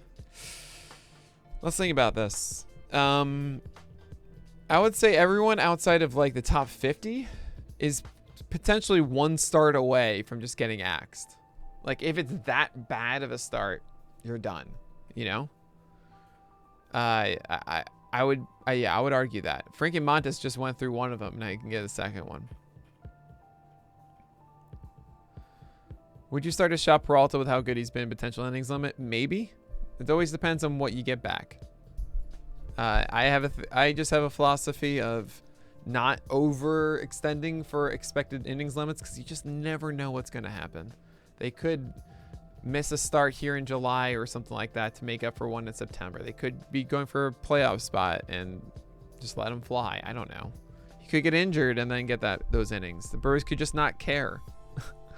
You know, you never know these things. Okay, I think this is done. So we're gonna do that. I'm gonna send this to Mr. Jordan White, who's probably already seeing it, but you know.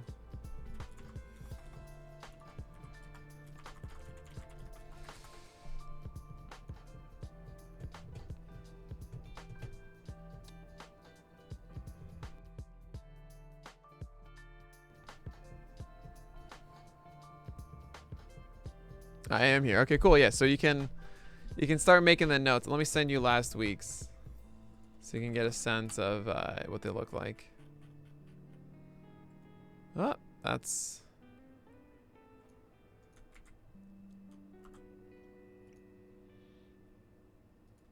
And there's last week's.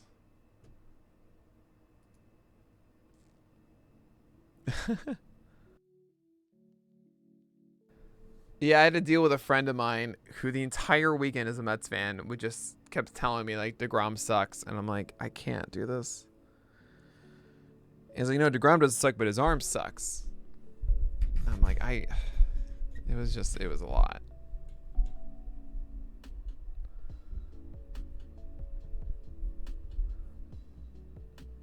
I don't.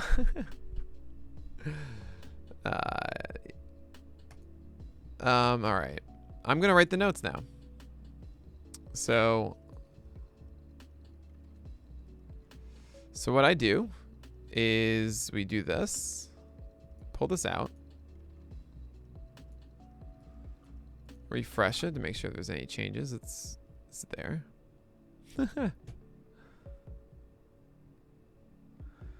Andrew, there was no rationality with my friend, and it's a problem.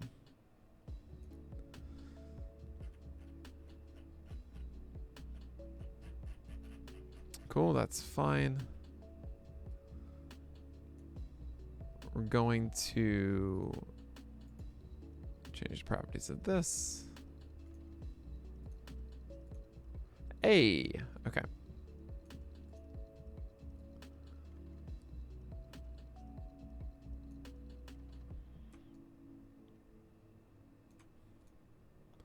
So now you guys can see that there.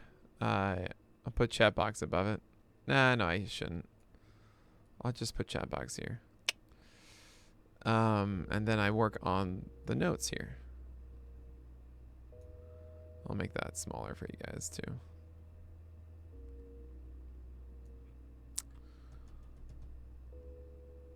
Oh man, that would be so good.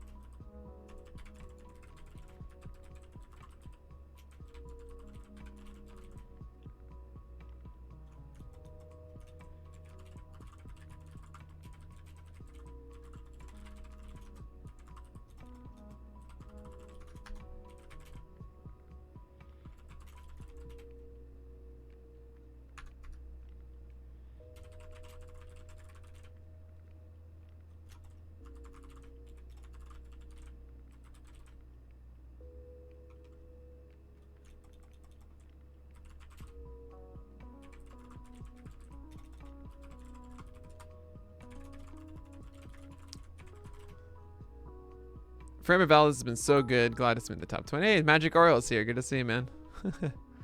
Definition of fanatic: single-minded zeal, all rationale, logic are lost. Example: Brandon Rogers will be a first-round pick next year. I love it. Oh, Muller's at 77, Ross. So what's going to happen now, guys, is I'm going to be going through writing the notes. Actually, what I should be doing is adding. I'll do a quick thing. I'll say top 25 here. Top 25. Chris Sale's probably top 20. I'll say it's top 75. Top 50. I'm just gonna remove this. He's just donezo. Poor guy. I'll say top 30. 40 fine. Yep.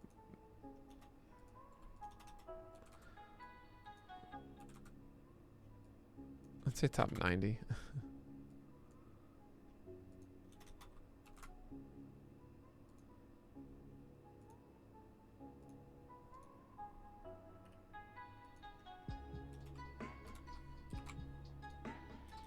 $800.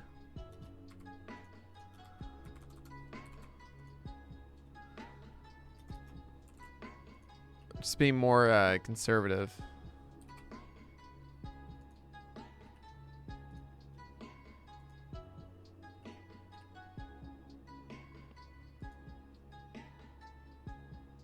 Yeah, I'll do that. Cool. So now, who did we remove? Kwon Young Kim. Yeah, I gotta update this quickly before I do the notes.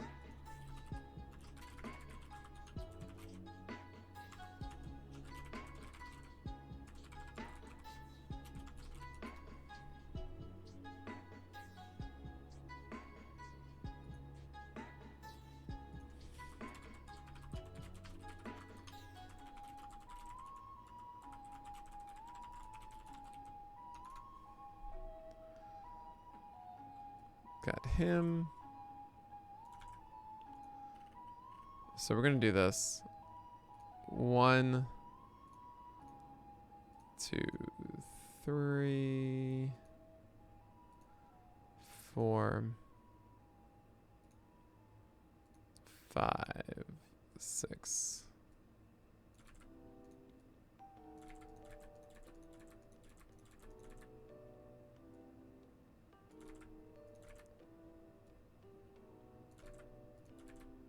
I added Chris Flex, and I'll make sure that's removed.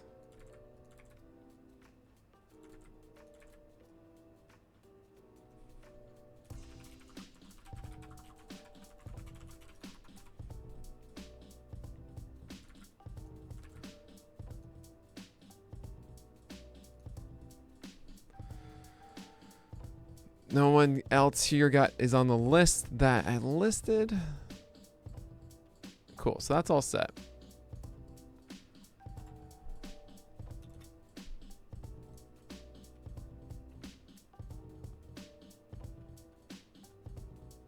There we go. Ross, not really, no. His raise? Did he really get risen? Did he rise at all? Ross showed me +3. Who fell? Adbert Alzolay fell. I removed Savali and I removed Lamette. That's it. That's why you see like a lot of these innate +3, +3, +3, +3. I didn't touch this. I mean, I really like. I had Stripling kind of low anyway. He gets a favorable schedule. I'd start him. I could be putting Cap above him though. I might put Strip down here. That makes sense. I'm cool with this. Appreciate you guys.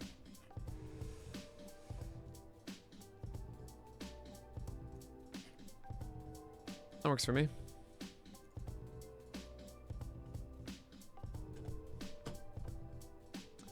I mean, I didn't really touch Stripling at all. Yeah, you go -2. That feels better, right?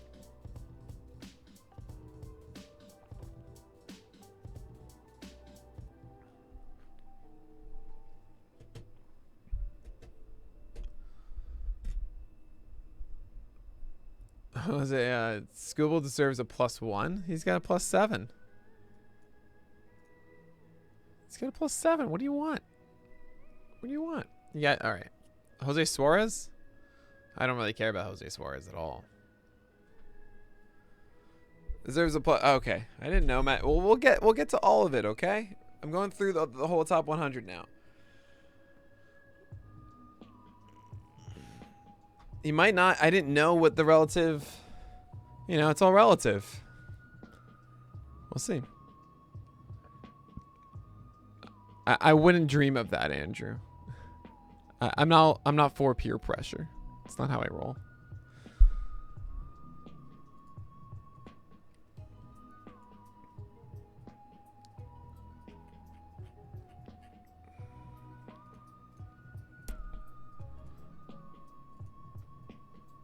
Let's all right, let's continue on here. What's the worst that can happen? I feel like we've had a Teller Anderson that was the worst that could happen.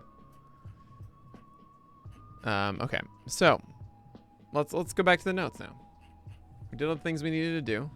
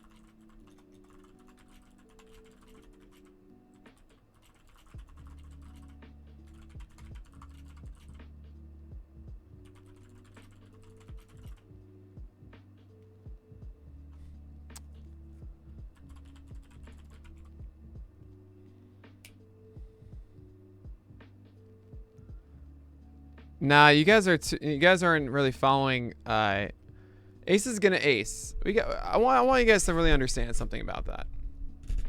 There's a difference between currently having the AGA label and the ranking on the list. Because the ranking on the list, I am expecting Julio Urias to get the Ace is gonna ace label, right? Ace is gonna ace a lot of times is more retrospective than it is prophetic. Does that make sense? I didn't really change where I placed him though. Top 40. Oh, back injury. Okay. Thank you.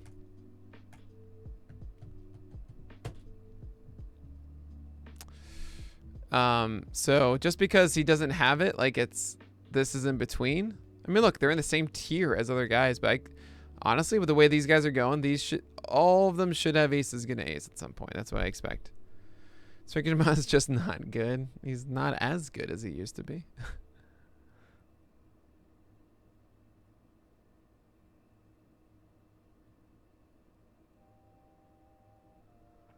I was like really struggling after those last couple starts to get stuff, anything to not necessarily sticky stuff, but last two starts, one was a still ill, and the other is just like, all right, he hasn't gotten the slider back yet. I hope he does, but right now I'm like, I gotta see it first before I trust it.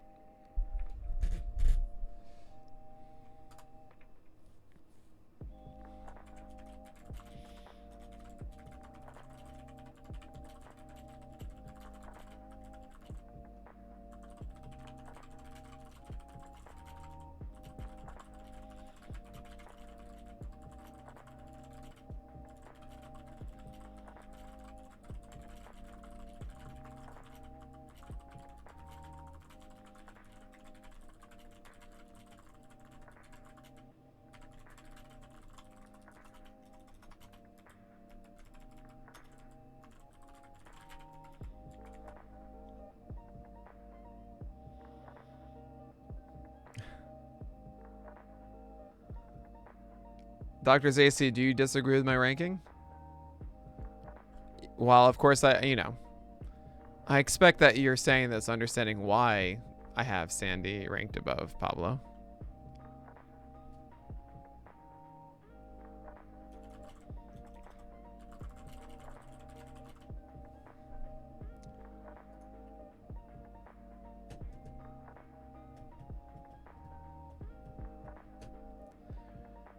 I think I can't really change Urias's rank yet.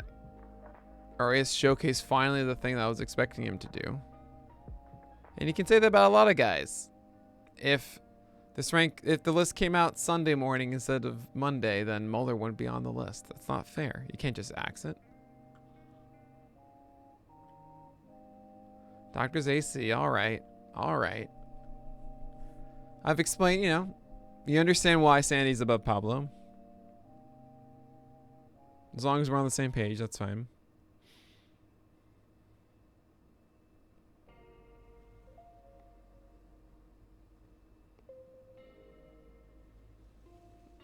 No logic, you just really want it. I understand.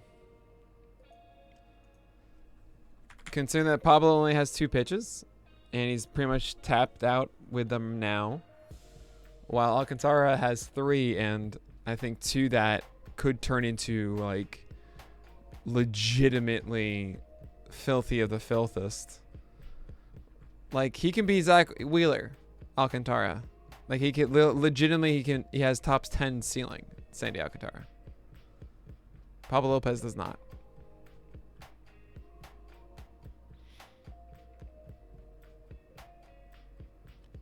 He's 21.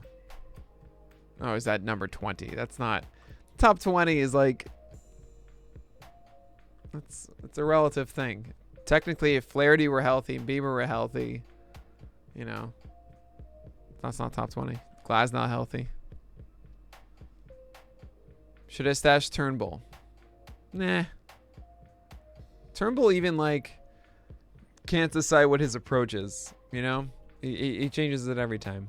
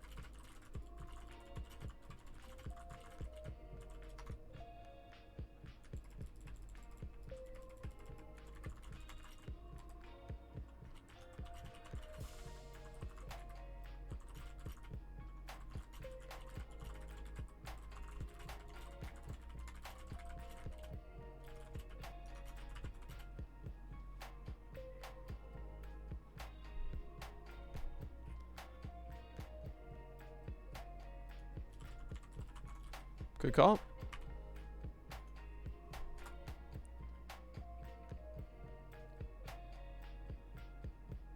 What? Dang, look at you.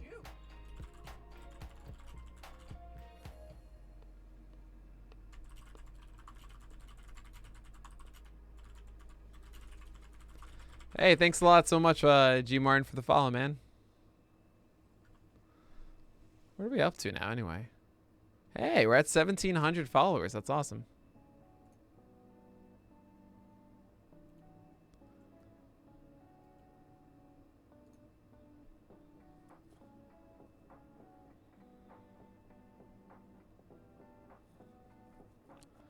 Why do you have to add Adam Wainwright? He's been great. Cutter curveball has been amazing.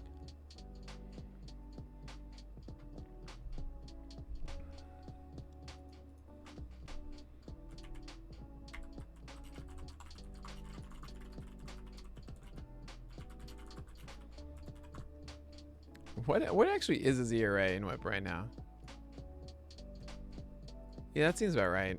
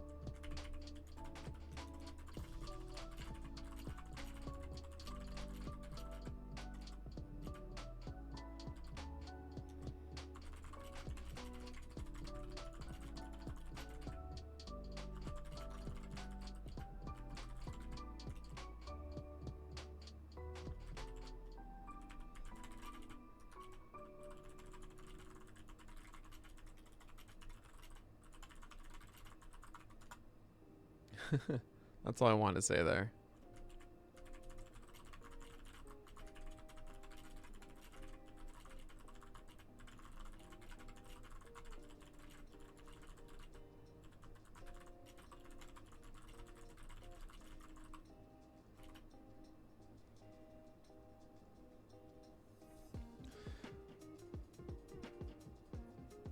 I mean, Chuck, it's been sustainable for about 6 weeks. You know? I mean, let's look at it. Just as simple as like 1, 2, 3, 4, 5, 6 straight starts with 2 or fewer earned runs. He's throwing hard with cutters and sliders being effective strikes. You know, this cutter is a 30% CSW rate with its near 70% strike rate, which is fantastic. High O swing on it too, 31%. You love to see this. Four seamers coming in at nearly 96, so 95, 96. Tons of called strikes with it. Oddly enough, just 19% O swing, but means a lot of swing strike likely in the zone, which is kind of cool. Batting average allowed is so low. This is probably going to change a little, but still really good. And then you have this pitch, which essentially is a money pitch. Actually, I have the sound. 75% strike rate is so ridiculously good. These others don't worry about, but this trio is just performing super well. And wow, look at that plus percentage. Man, those plus percentages are so good. If you don't know what a plus percentage is, essentially it's like takes all the good outcomes that could happen from a pitch and how often does it happen when they throw it. So I would re-add David Price at least twice to make it an even 6. For what? Oh, how many times would you cut David Price? That's funny.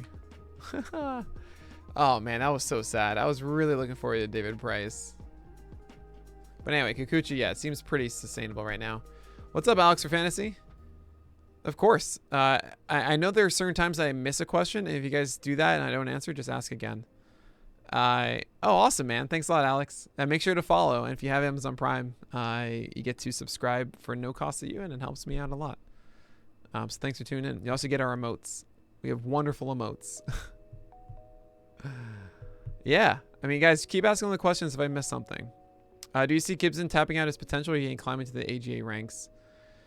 I mean, debatably, like, he's an AGA now. I think essentially if he does it through the All-Star break, I'm just gonna give it to him. Like, I expected essentially 3 months in to be like, this is the time it falls apart, but I've given him the list curse now. If he survives this, it's an ace is gonna ace. Drop Gilbert for Davies. Oh no. No. For Zach Davies, no. I don't care about Zach Davies in the slightest. I'd hold on to Logan Gilbert instead. Fat Def, thanks so much for the sub, man. You're awesome. Has anyone in the past graduated from Vargas Rule to ace is gonna ace? It's a great question. I don't think so.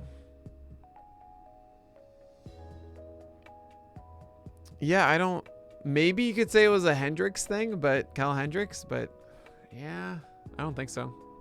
The fact that Gibson's now getting 20 whiffs. Traditionally, a Vargas rule does not contain 20 whiffs. And he's doing that, so it's like, great.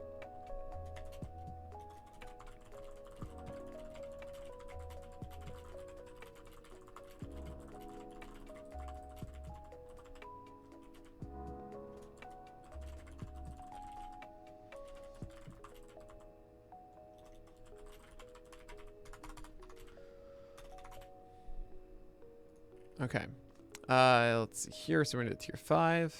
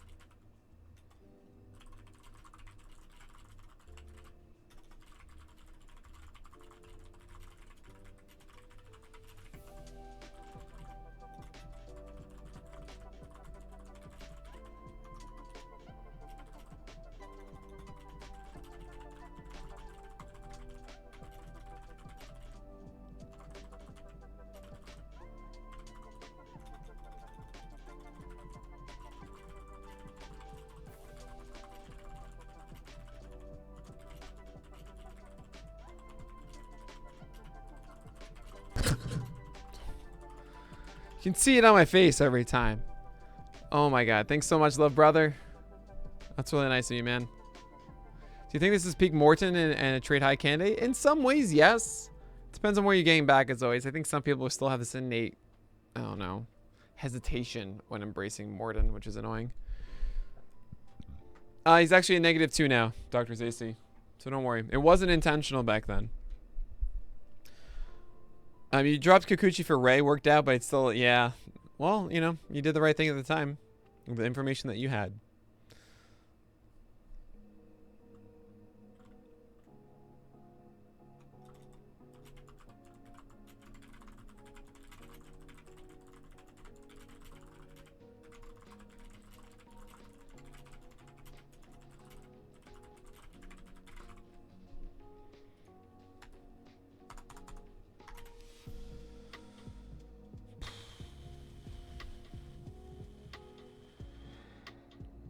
I don't really need to say anything else about anyone in this tier.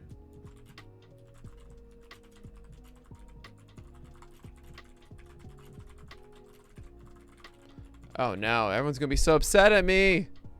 No! No! Oh. Yes, that's from a, that's me winking during one of our broadcasts. Everyone's gonna hate this. How can Blake Snell get a -3 after he just dominated the Dodgers? It's a really good question.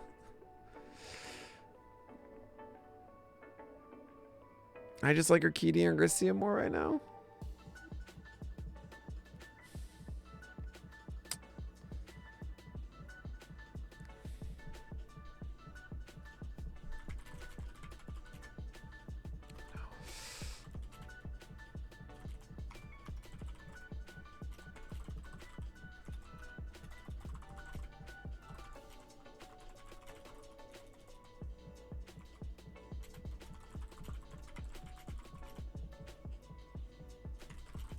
That's exactly what I'm gonna use. No trust.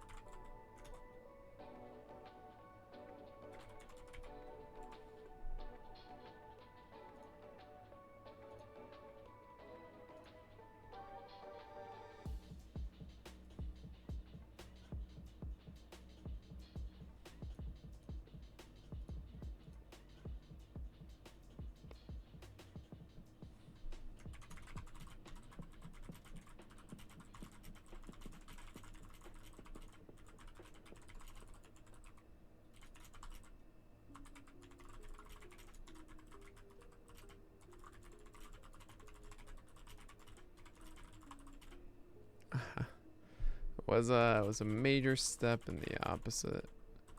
It's kind of funny. There are times when like I feel like I've been saying things, but it's all just in my head. I'm like, oh man, I haven't talked for ages. Is Ross Stripling's fastball better than Tyon's? That's a good question. They're pretty even.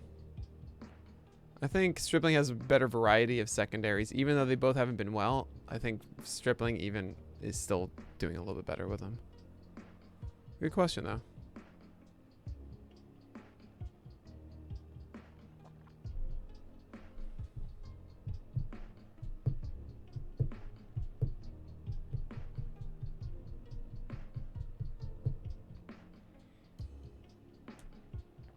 I thought it was more overwhelming than that.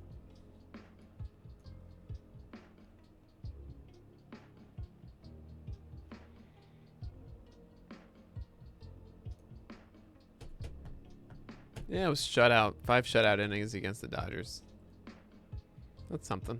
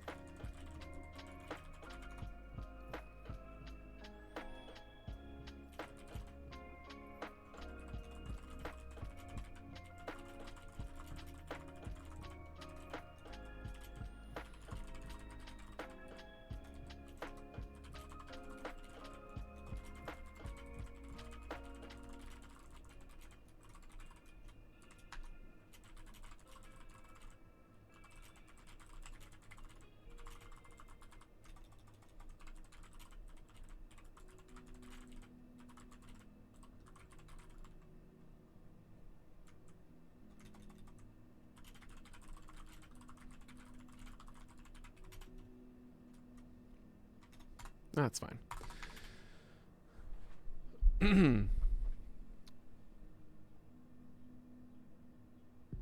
mean, it's for the full start. I mean, that's what it is. Like, you gotta understand, like, Alex Wood was, like, all of a sudden now a major asset because the slider was that good. Mixed, of course, with, like, 91.5 and 92 hints on his four-seamer. Not his changeup. His changeup has actually been kind of bad all year. Seeing that go away for the past, like, 4 weeks or whatever, paired with, you know, like, that's what made it all happen. And it did work. The results worked out, but I don't buy it.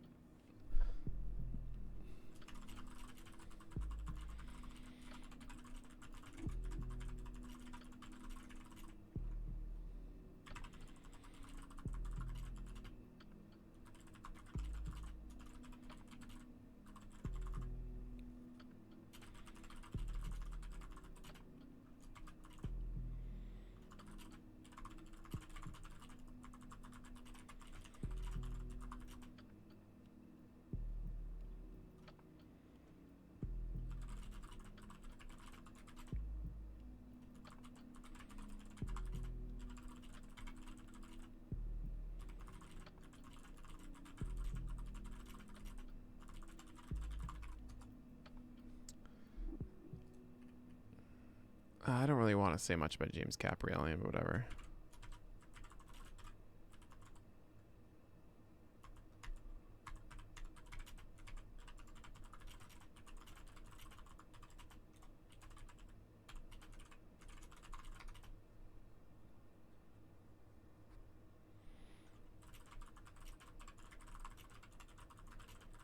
Oh, I should be giving him the Toby.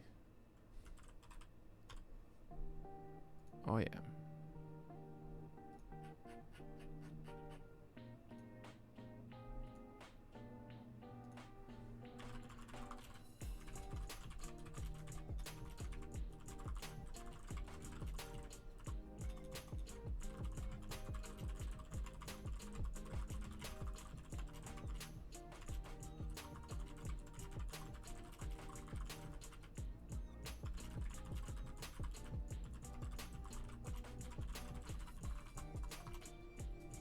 Spurs dropping Montes for a young arm, like, oh, absolutely. The Flavius desire, go get Scooble now. Go get him. Get rid of Montes.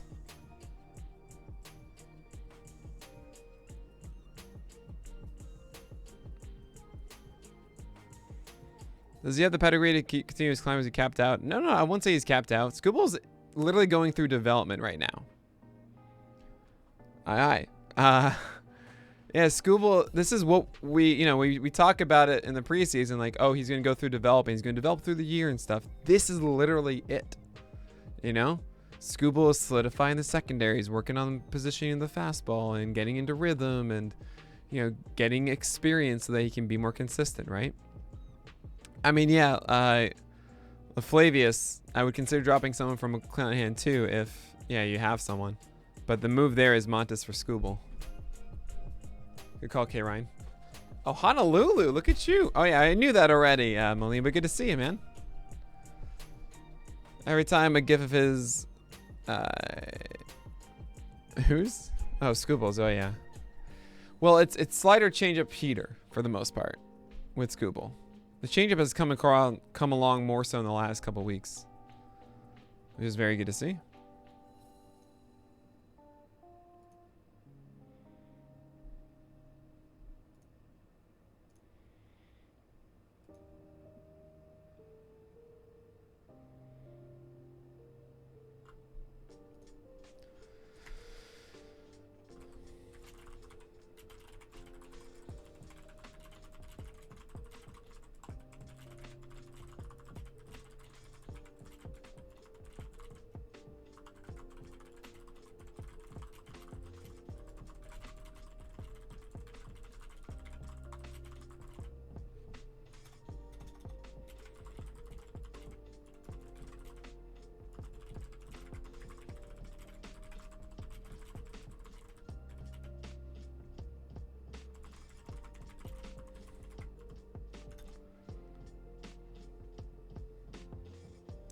Mediocrely. Is mediocrely a word?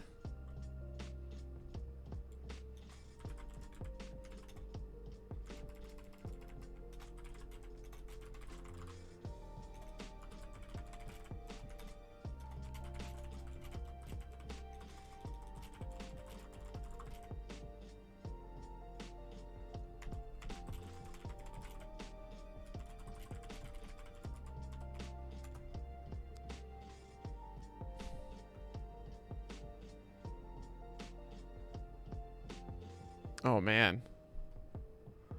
Sorry, man, LaFlavius. You made the right move, though.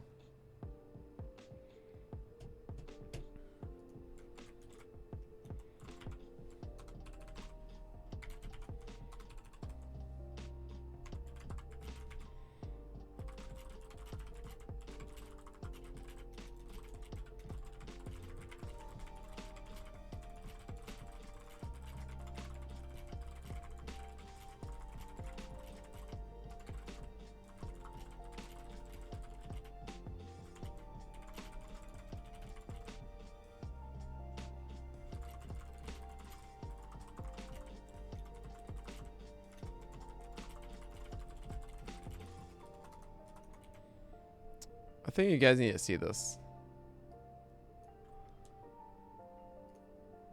So, This is Herman Marquez's curveball. Right now it's carrying a 36% CSW with a 21% swinging strike rate, okay? Pretty dang good. Slider? Even better. We're talking 23% swinging strike rate, 48% zone rate, and a 41% O swing. And just under 70% strike rate. Like, this is ridiculous. 37% CSW. So you see between these two, batting average allowed 231, 183. Problem is this. I mean, this is really not even that bad.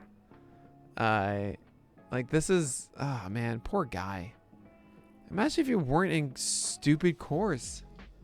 And he had signed this really team affordable contract, and he's just, it's just how it is, man. Changeup's terrible. Don't throw this changeup ever again. Just don't throw it.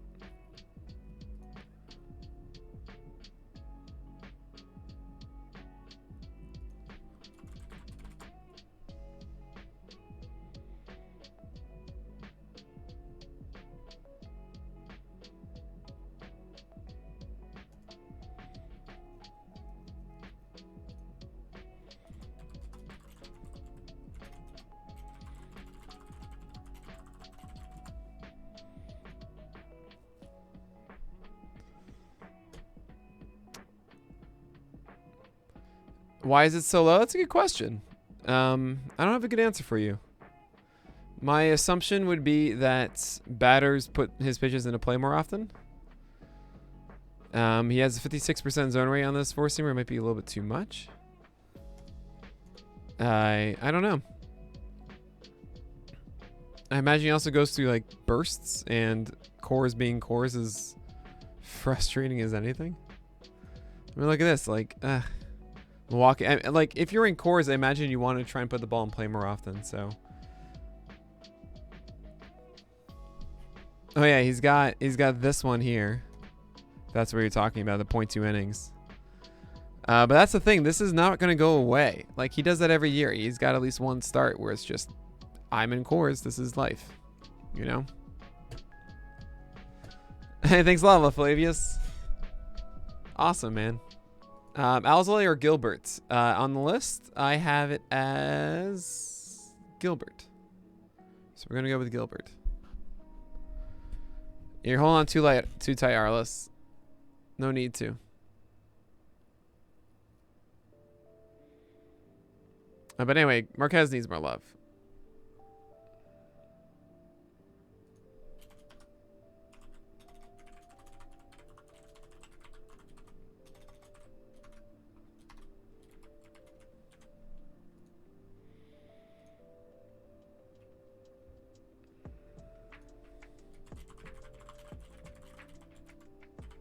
Ha! It is Herman and Herman back to back. It's like East and West. Germany. Okay. Tier 9 is the Berlin Wall.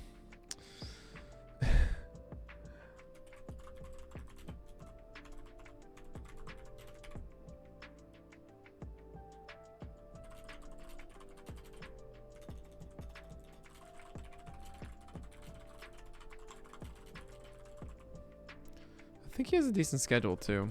I hope he does.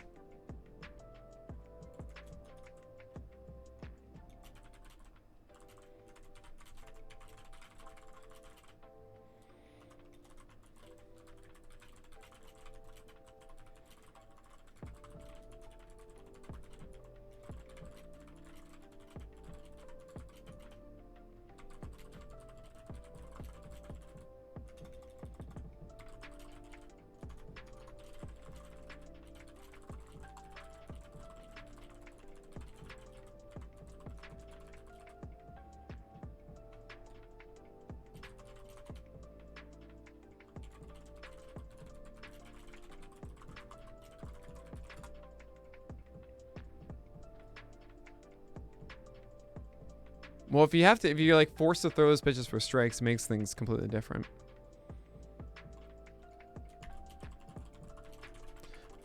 Should I be dropping Jordan Montgomery as much as I did? I don't know. I might not, honestly. I'm thinking about this more. I think there's more potential in Montgomery. He just hasn't quite put it together. Got a bit unlucky. I'm going to raise him back up. Oh, and now he gets these 2 stars, not so bad. I'm raising back up John Montgomery. At the very least, it's that.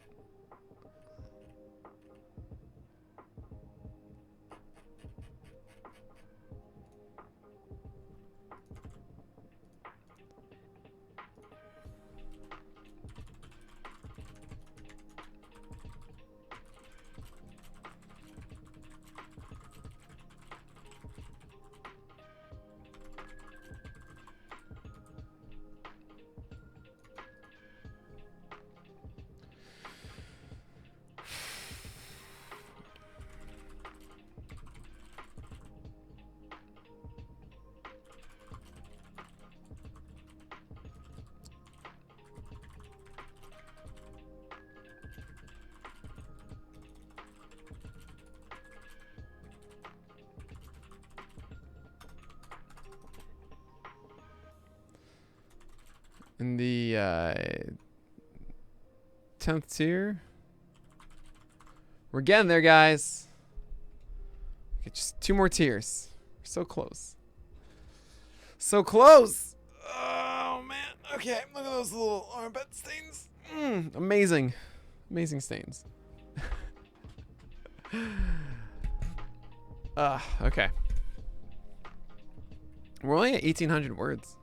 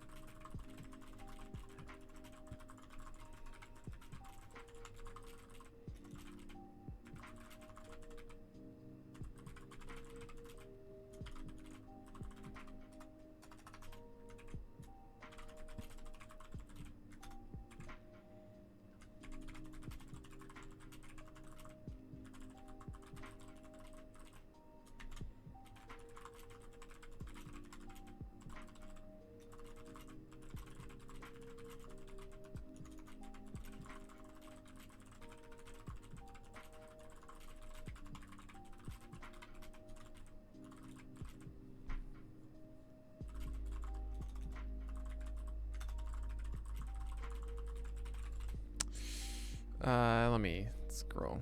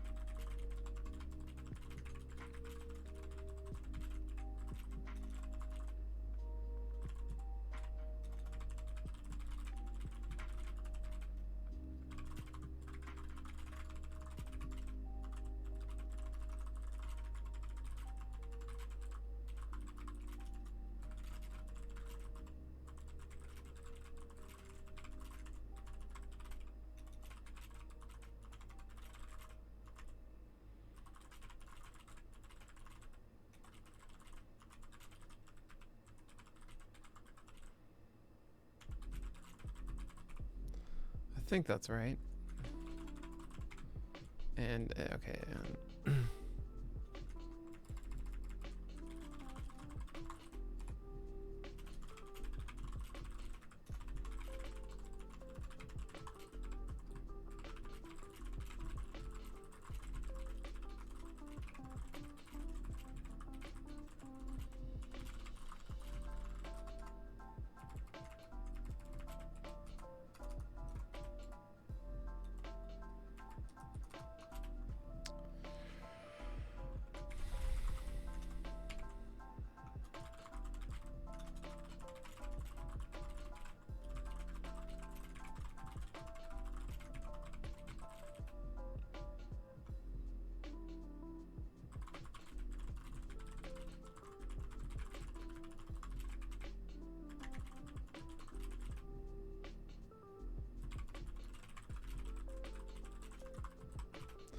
don't know if it was shutout, was it? I think it might have been even 200 runs. Oh, it was shutout. Look at that.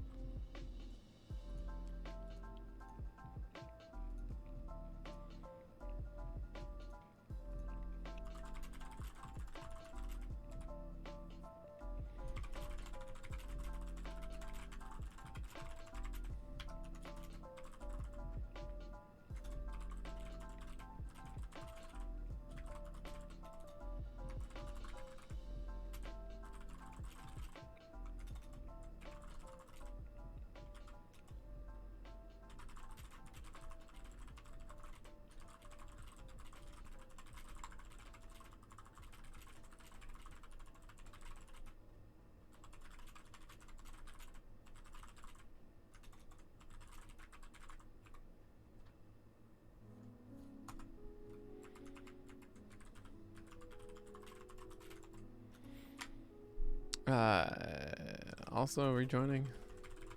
Also entering the list this week.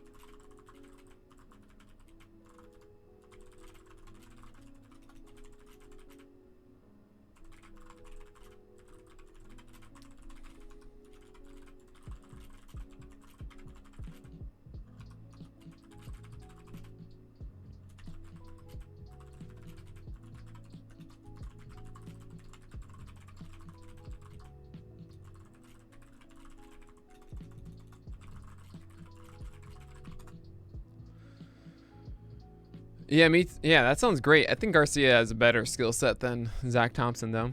Hey, what's up, Haverstall? Good to see you. How do you feel about... every time it says Odo, I think it's Oviedo first. Odorizzi, I mean, yeah, I think Houston's going to rely on him to get some innings for them as they kind of manage the innings of other guys. He looks like 2019 Odorizzi. I'm all for it.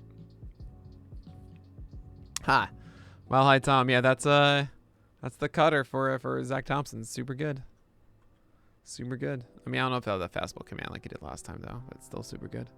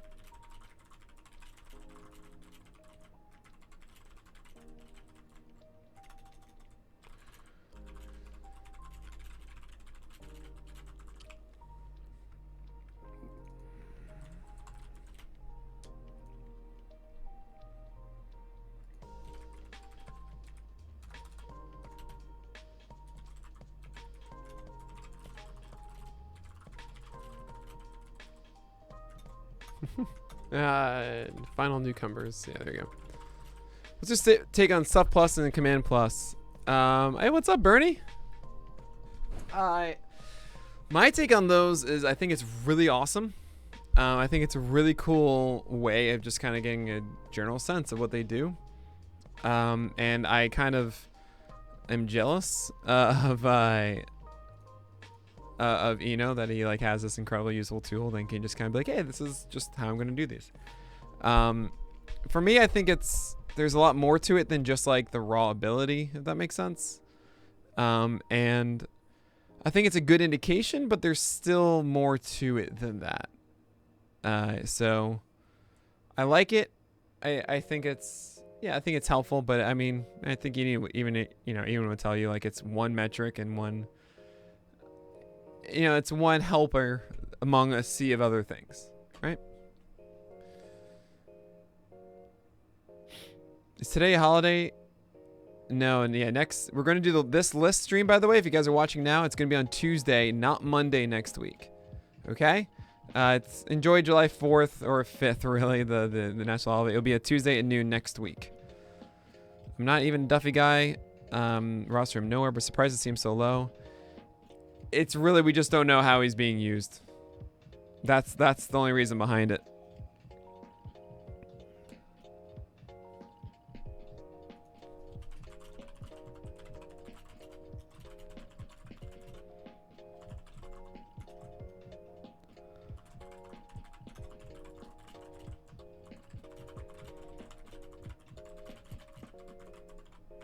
There you go. I had some clarification. Good idea.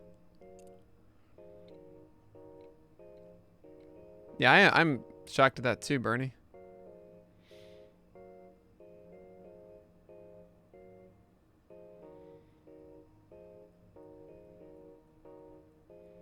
Can't wait for the inevitable Angels tier. What, Bundy, Canning, Heaney? I don't know.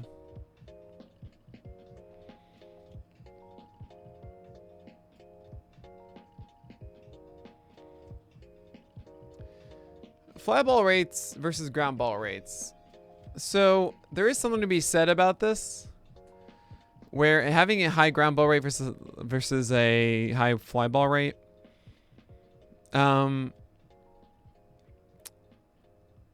Okay. Sinkers actually allow more home runs in some ways. Essentially, when they have higher homer fly ball rates.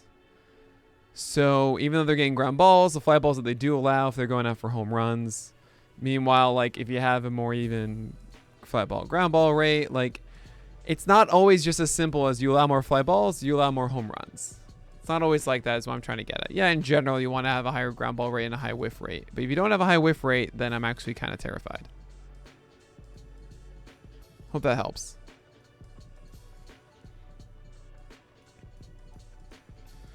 I've seen it before. Yeah, we've seen that stuff. It's just kind of, sometimes it happens, Chuck.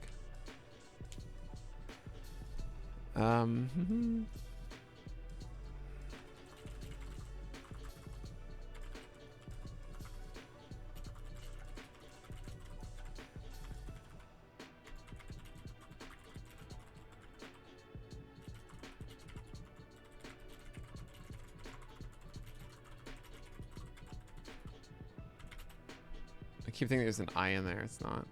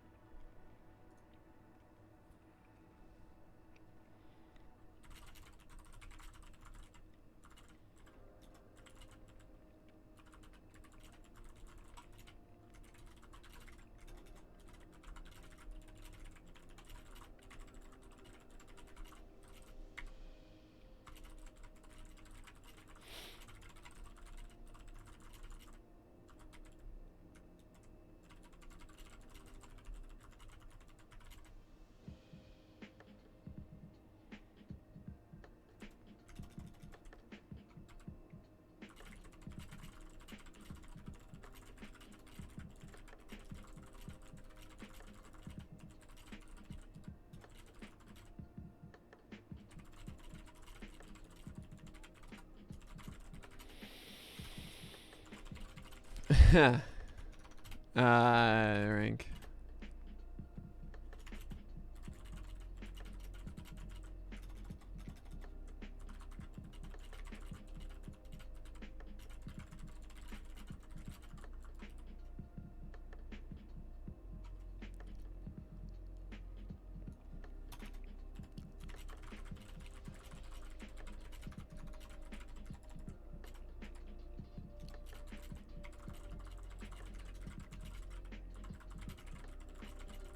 What was it, 19 whiffs? Oh man, I'm getting in at 3 o'clock this week. Oh, this is so great. I have so much I need to do. Wow.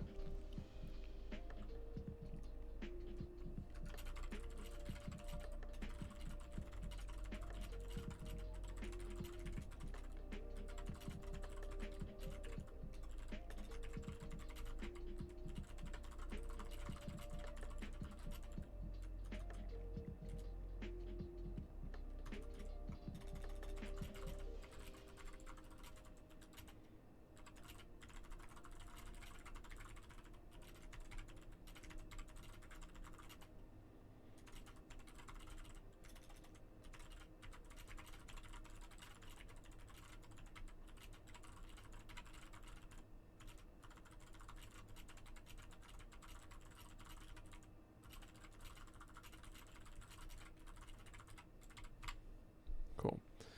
Oh, thank you so much, Roa. Be well, man.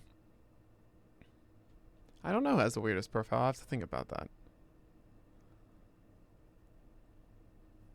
So what are we going to do in like a month or two when half the arms are either hurt or getting shut down to innings? We'll figure it out when it happens, Ross. I mean, I'll put it this way.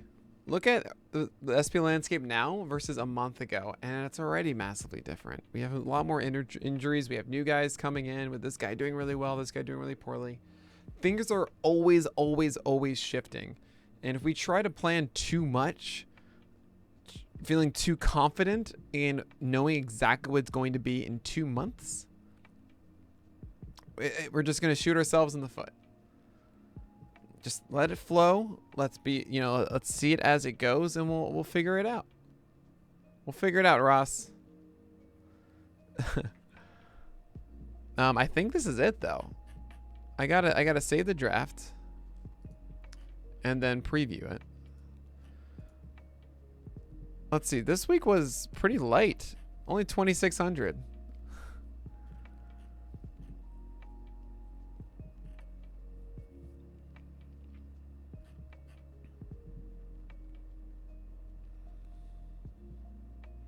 You have a bye week this week. Have a great week, Haverstall. Thanks for tuning in, man. Good to see ya.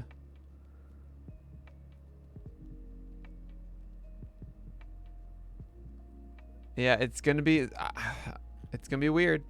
We'll figure it out, man. I mean, who knows? Maybe Muller's doing amazing stuff. Maybe Thompson is too. Who knows? Sentient.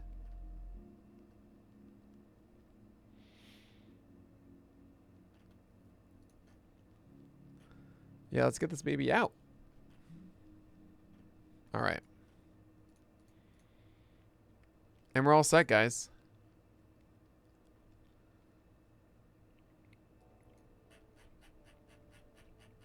Was there anything like... Oh, I gotta do that. Yeah, I forgot about this.